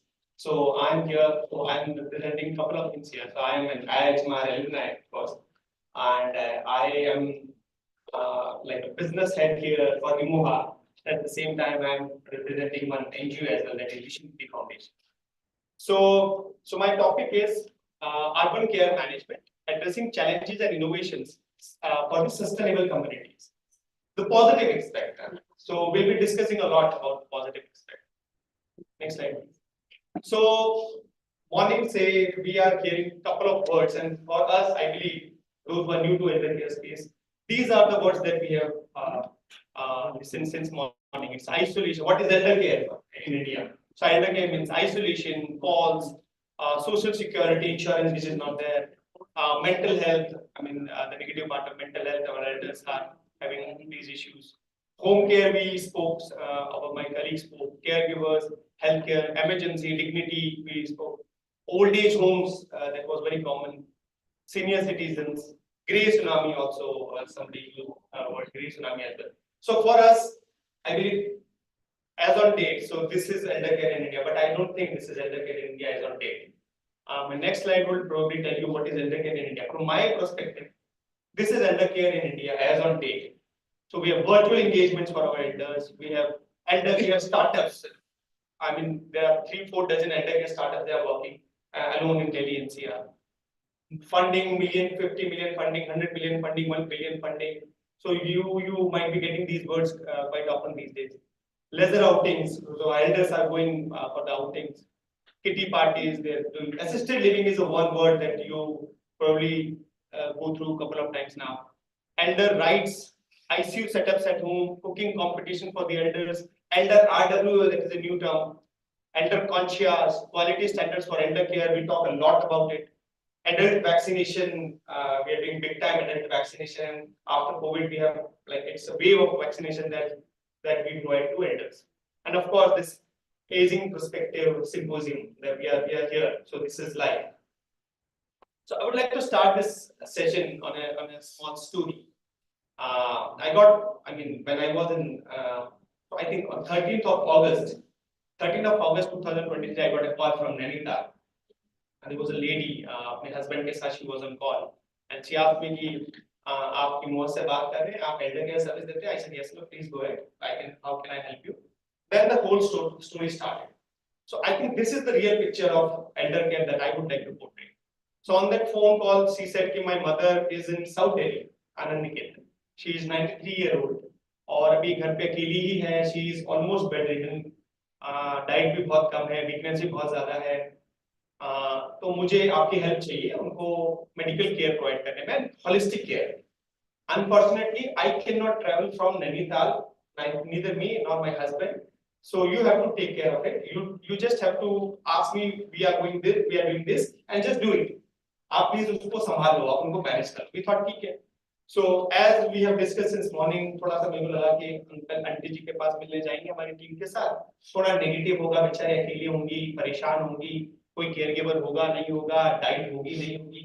So perplexed situation में we went there, me along with my nursing officer and the one more staff, we went there. So वहाँ जाके जो जो चीज जो और मैंने देखा 93-year-old लेडी का, that changed the concept entirely. And वहां से मुझे समझ में आया कि elder care is not that bad that we are thinking. It's a lot more positive, it is a lot more energetic, and the entire ecosystem has developed a lot as well. So वहां पे auntie ji was alone for sure. एक maid थी उनके पास, एक multipurpose worker थी, शायद सिर्फ 12 hours के लिए आ रही थी, और उन्हीं का रिप्लेसमेंट हमको करना था। और जब हमने आंटी जी से बात करना शुरू किया तब हमको realise auntie ji is all fine, she has accepted this norm कि मेरा बेटा बेटी नैनीताल में है, मेरे बेटे का बिजनेस है, वो नहीं आ सकते। Such mature state. हाँ, आई नो कि I have to be here alone. वो आज नहीं आ सकते, वो बाद में भी नहीं आ पाएंगे, और उनको आना भी नहीं चाहिए, बिकॉज उनके कारण मैं इतने अच्छे फैसिलिटी में रह रही हूँ, मेरे पास 2 स्टाफ है, मैं जो बोलती हूँ वो आ जाता है, मेरी स्टाफ मुझे गार्डन ले आके आज का गुड टाइम देयर, मैं वर्चुअल कंसल्टेशन कर लेती हूँ डॉक्टर के साथ, मुझे फिजियोथेरेपिस्ट आके देख जाता है, मुझे नींद ठीक से आ जाती है, नहीं आती है तो मैं अपनी केयर गिवर के साथ बात कर लेती हूँ। So I think this is elder care that I am talking about, कि आप उसको उस नजर से मत देखो कि बेचारा है, बुजुर्ग है, परेशान है, रिसोर्सेज नहीं है, अकेला है, नहीं, ऐसा नहीं। वो और मैच्योर है, वो और समझदार है, वो हमारा बाप और हमारा दादा है। सो हमको उसको नहीं समझाना चाहिए, सिखाना चाहिए, एज्यूम करना चाहिए ऑन हिज बिहाफ कि what he is going. So that is the story. And ऐसी बहुत सारी स्टोरीज इन एल्डर केयर में हमारे पास आती हैं जहाँ पे बहुत मैच्योरिटी हमको दिखाई देती है, एंड एज ए इकोसिस्टम बहुत डेवलप्ड इकोसिस्टम दिखाई देता है, specially in tier 1 and probably in tier 2 cities also, because I am developing business in Jaipur and Dehradun and Agra type cities as well. There are also medical facilities, concierge facility, elder engagement, virtual engagement, everything is there, more or less everything is there, and we are well prepared. I mean, आज हम जब भी बात कर रहे हैं, हम बात करें 10 साल बाद हमारे पास इतने नंबर ऑफ एल्डर्स होंगे, after 25 years we'll be having silver tsunami or gray tsunami. So वो फैक्ट है, but there is one more fact, we are well prepared, हम ज्यादा स्पीड से आगे बढ़ रहे हैं, हमने ज्यादा चीजों को जल्दी नोटिस कर लिया है, and we are on the right track, और this is that's why I am here. So will discuss slide by slide कि हम व्हाई आई एम सेइंग कि we are at the right place. Next slide please. I feel this, so when I was going through my presentation, I was preparing it, I thought this is the line that was very close to my heart. So as the silver tide of aging sweeps across us, we stand not daunted, but determined for a future, elder experience, where the wisdom of our elders is cherished, their needs are met with compassion, and their journey is honored with dignity, that we have been saying since morning. So this is what we feel, and I think this is everybody should feel. Policymakers should feel, the insurance company should feel, the healthcare organization should feel, private organization should feel, private company should feel. So there are some crazy facts. I don't know if you can read all these crazy facts. Since COVID, so things have changed. How things have changed? There's a number, I think 34% of people they use after they are above the age of 65. So out of all the 65 plus individuals, 35% are on social media platforms. So they are using, they are watching reels, they are doing Facebook, they are chatting with people, they are doing video conferencing. So everything is there. So 35 plus ही सिर्फ reels नहीं देखता है, reels नहीं बनाता, 65 plus भी कर रहा, वो अपनी कुकिंग की फोटोग्राफ भी डाल, है ना? So so you can read about these crazy facts, and these are actual facts. Some are supported with opinion, some are supported with research. Next slide. So when we talk about comprehensive elder care, and we have to talk about comprehensive health care, चाहे हम policy standpoint से बात करें या organization standpoint से बात करें, so we always have to speak about comprehensive elder care. Otherwise, जहाँ पे भी अगर हमने उसको छोड़ दिया या if we untapped हो गया वो, so then the elder care cannot be reached completely. So for me, there are 7 pillars, 7 parameters, 7 factors to say that the elder care is complete, the circle is complete, and these are very important. We'll spend some time on these ones. So emergency, we all know, critical care, of course, leisure travel, that is one very important element of it. Convenience is very important element to it. Communities as a whole, community as in your local community is a very important part of it. Engagement is very important part of it. So community and engagement, they both are different. And assisted living, that I use the word assisted living, is also different. So we'll go gradually and we'll just quickly touch upon. At the same time, I will also tell you what all startups, I mean, they are specifically working on these parameters. So I will not just provide ज्ञान कि ऐसा होना चाहिए, we should do this, we can do this, ऐसा होता है Japan में, ऐसा होता है ऐसा होता है UK में. I will not speak about those. I'll speak about the scenarios that who all are doing this in India among us in Delhi NCR and probably in tier 2 cities. Let's move to the first slide. So that is emergency care. So common sense emergency is the most critical part in elders life after 60, 70 when he is alone. So medical and non-medical emergencies के बारे में हम हमेशा बात करते हैं. It is not only about medical emergencies, non-medical emergency which is cyber crime हो सकता है, theft हो सकता है, force entry हो सकती है घर पे. So ये दोनों चीजें emergency के अंदर cover होती है. इसके लिए there are startups. I should not name the startups. I'm not their spokesperson. I should not name them, but I'll just give you an overview. Sometime I will name them also. So medical and non-medical startups, they are crazy startups that have set up ERT hubs in the community. For instance, if you are familiar with Delhi, अगर South Delhi में elders का एक group है, तो वहाँ पे एक hub है. उस hub में there is one veteran, एक army individual है, and उसके साथ एक ICU nurse है, maid. They both are stationed at the hub 24/7, and whosoever needs services in terms of emergency, medical and non-medical, they provide services. Of course, there is some monetary benefits to it, but that is one thing. Second is technology. Fall prevention के लिए watches हमारे पास है, fall prevention के equipments हमारे पास, motion sensors है हमारे पास, and we are practicing these motion sensors and all the gadgets that I use and probably I missed. वो सब we are using on daily basis, or our elders are using on daily basis through one startup or through one organization to other. Similarly, logistics में ambulance है, so nowadays ambulance are just like that. So at least in tier 1 and tier 2 cities, if you want to call an ambulance, you can get the ambulance in 30 minutes. And remember, I'm not talking about marginalized section. I'm here because my entire experience has been in serving urban elders. So my opinions might be biased, but they are factual. So I'm talking about urban elder, which is also very significantly affected because of aging and because of elderly things that we discussed since morning. But we are talking about that as well, that is living in a society, that is living in a community, gated community probably, having resources, but still that person is suffering because of aging. So are we doing justice to that person? This is my answer. Yes, we are doing justice to that person. Few startups, as I said, I'll name few startups. So few startups, I don't know them personally, but there are few startups I know personally.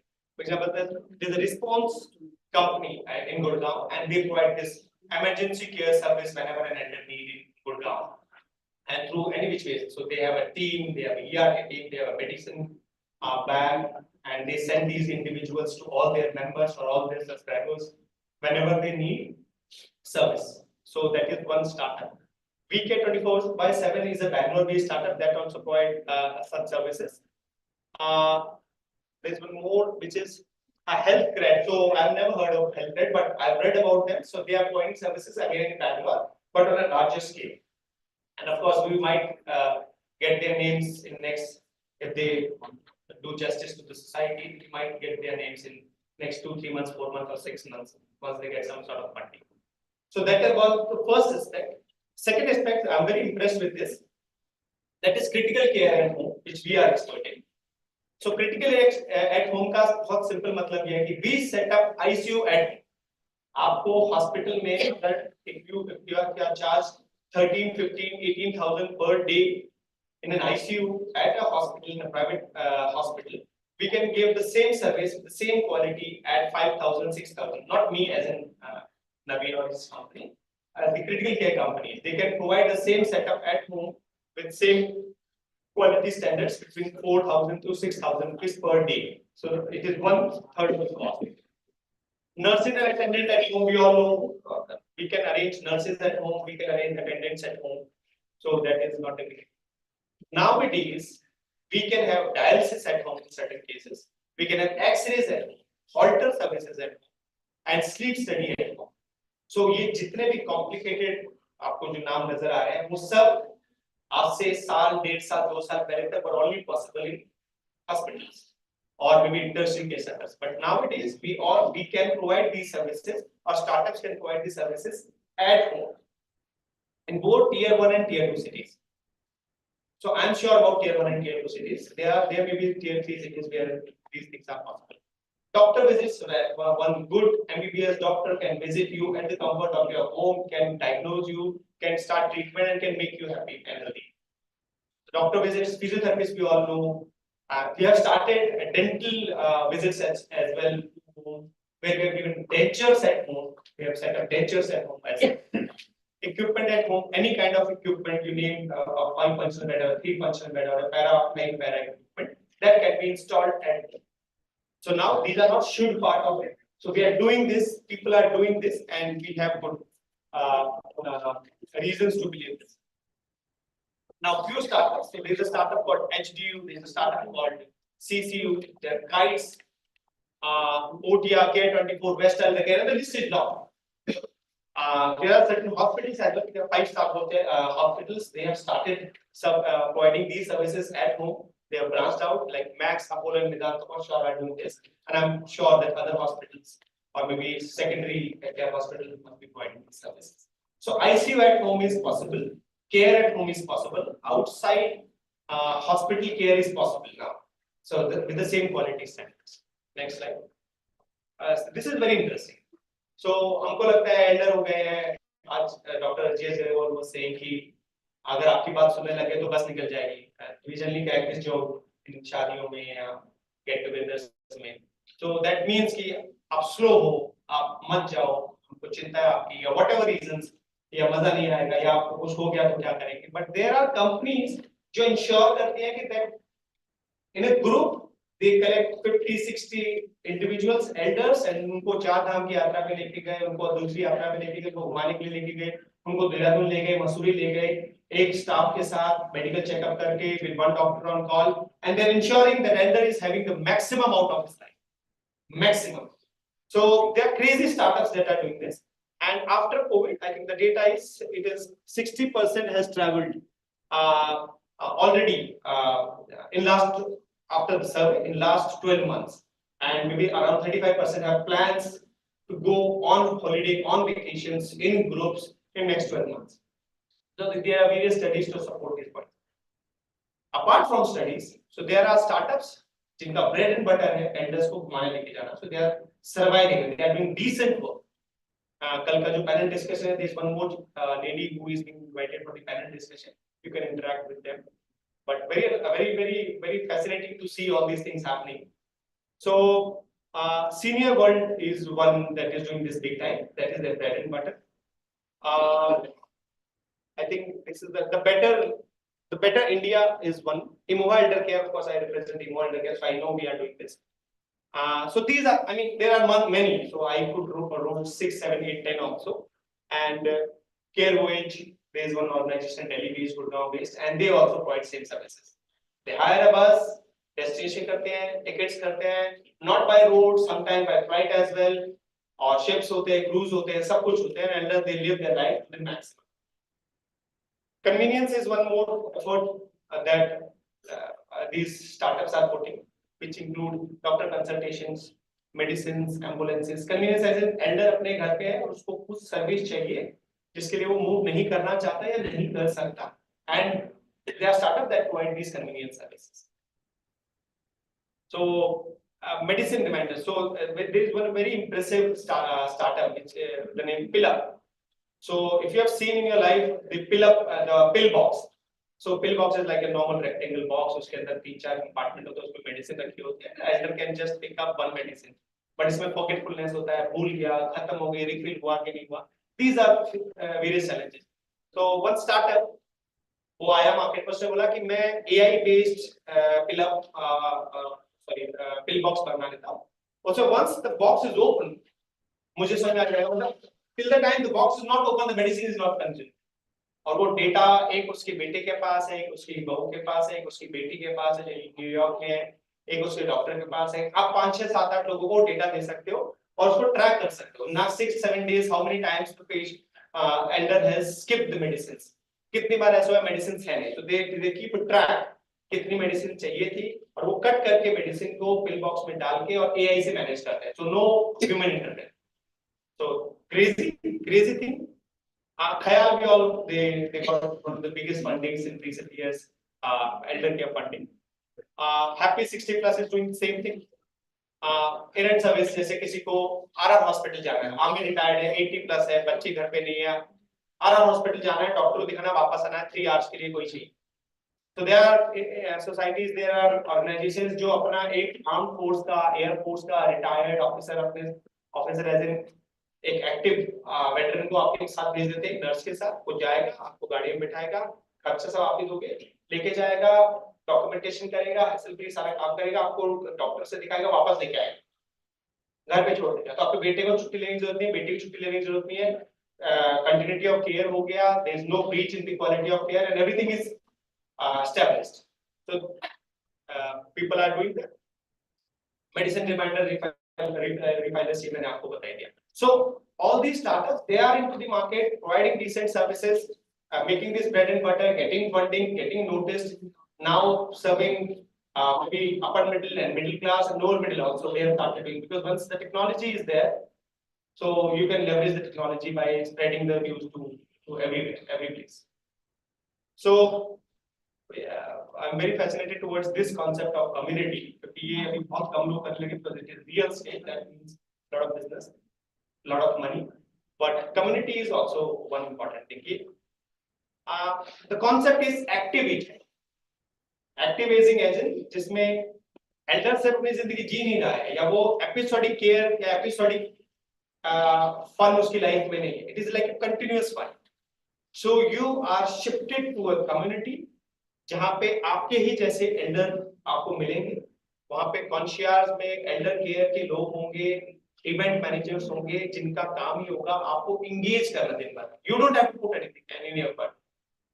और आपके बेटे को बेटी को ये चिंता करने की जरूरत नहीं है कि कब मेरे पेरेंट्स जो है वहां जाएंगे, कब वो घूमने जाएंगे, कब वो बाहर डिनर करने जाएंगे, कब वो मूवी देखने जाएंगे. सारा system is being outsourced to real estate setup.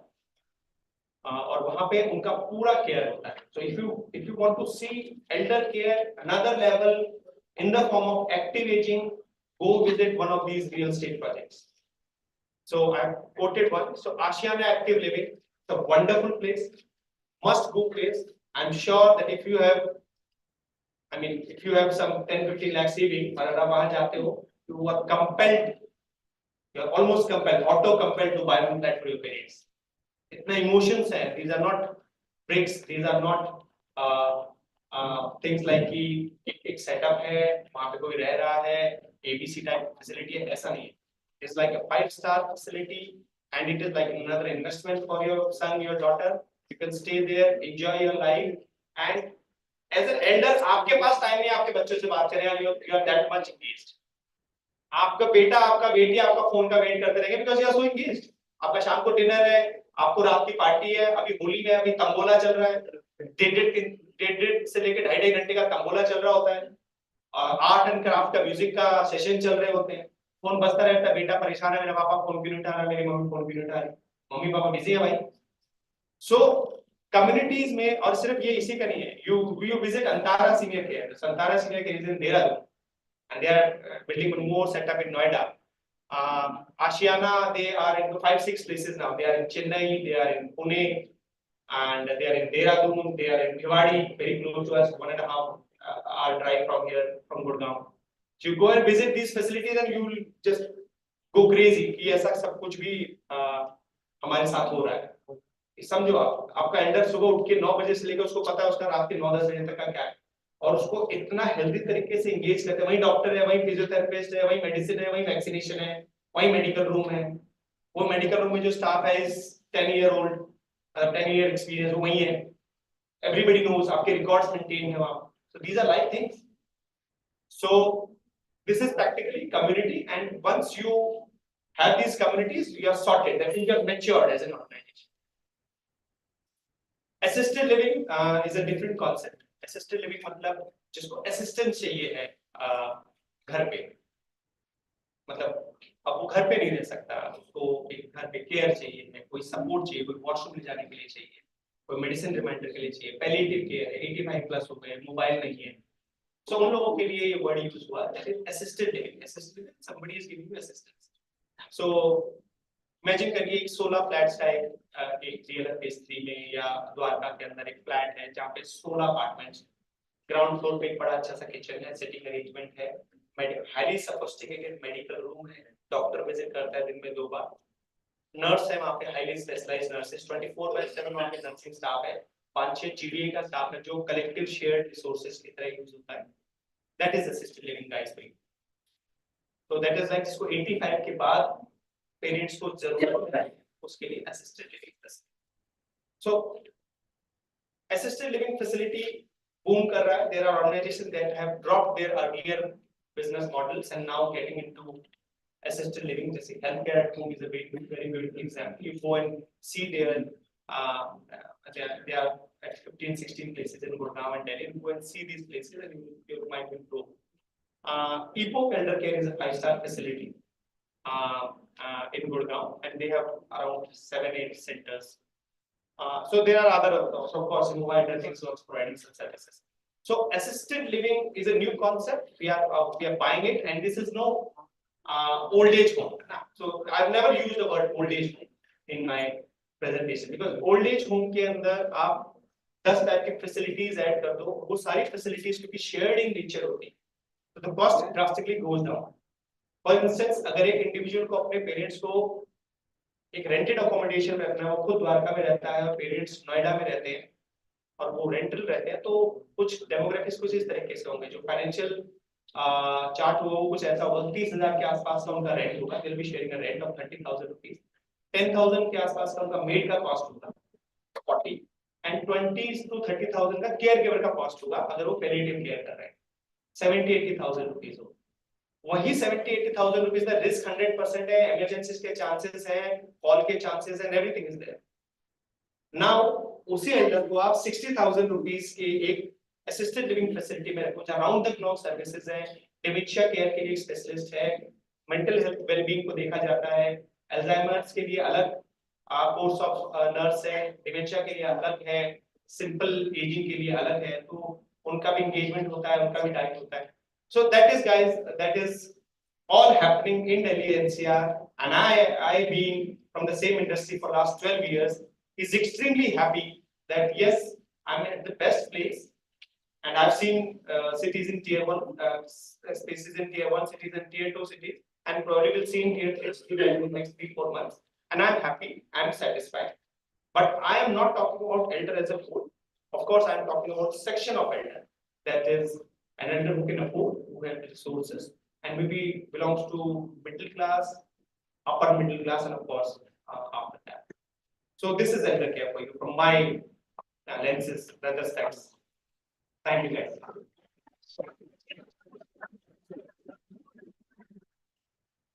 Questions? Any questions?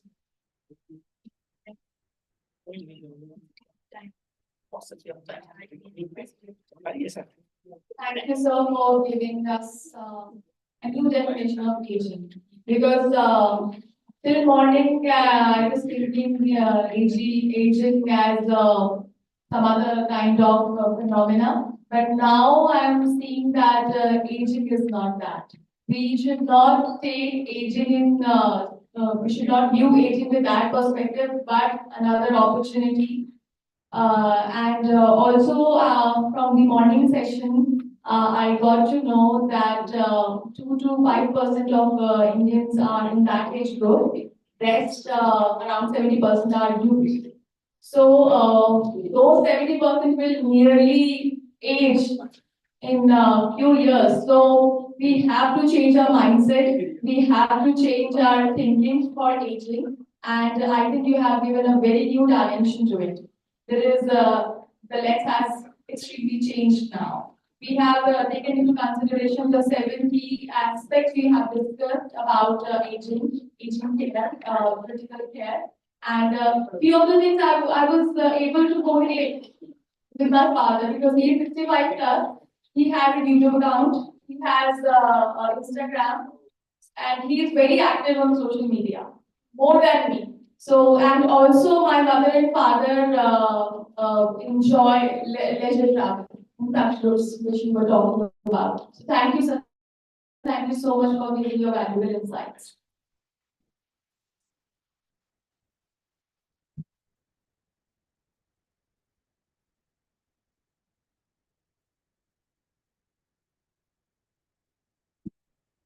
I would like to request our co-chair and chair to kindly participate.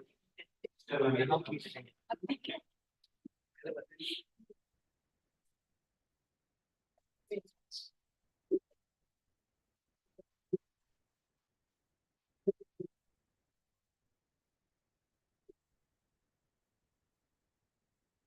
you. Thank you.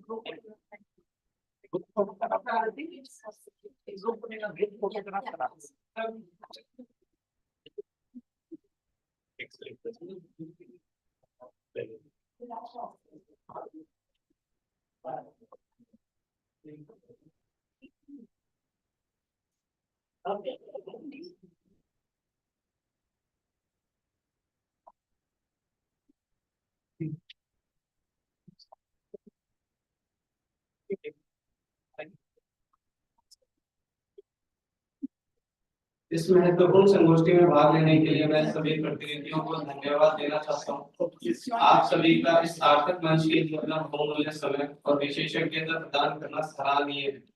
आपके गहन विचार विमर्श और अंतर्दृष्टिपूर्ण प्रस्तुतियां निश्चित रूप से आने वाले समय में वृद्ध व्यक्तियों के स्वास्थ्य और कल्याण के लिए नीति निर्माण, कल्याणकारी योजनाओं और अनुसंधान को दिशा प्राप्त करेंगी।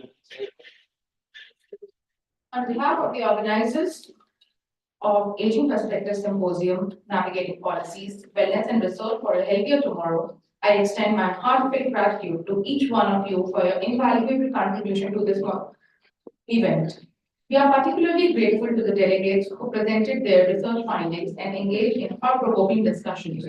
Your expertise and dedication have significantly advanced our collective quest for effective policy, improved well-being strategies, and innovative research avenues in the realm of aging. मुझे विश्वास है कि इस संगोष्ठी से प्राप्त निष्कर्ष आने वाले समय में वृद्ध व्यक्तियों के जीवन की गुणवत्ता में सुधार लाने में महत्वपूर्ण भूमिका निभाएंगे। इसी जोश और उत्साह के साथ आपसे कल मुलाकात होगी। धन्यवाद। Now the people are hiding on the work. Thank you. See you tomorrow at 10 a.m.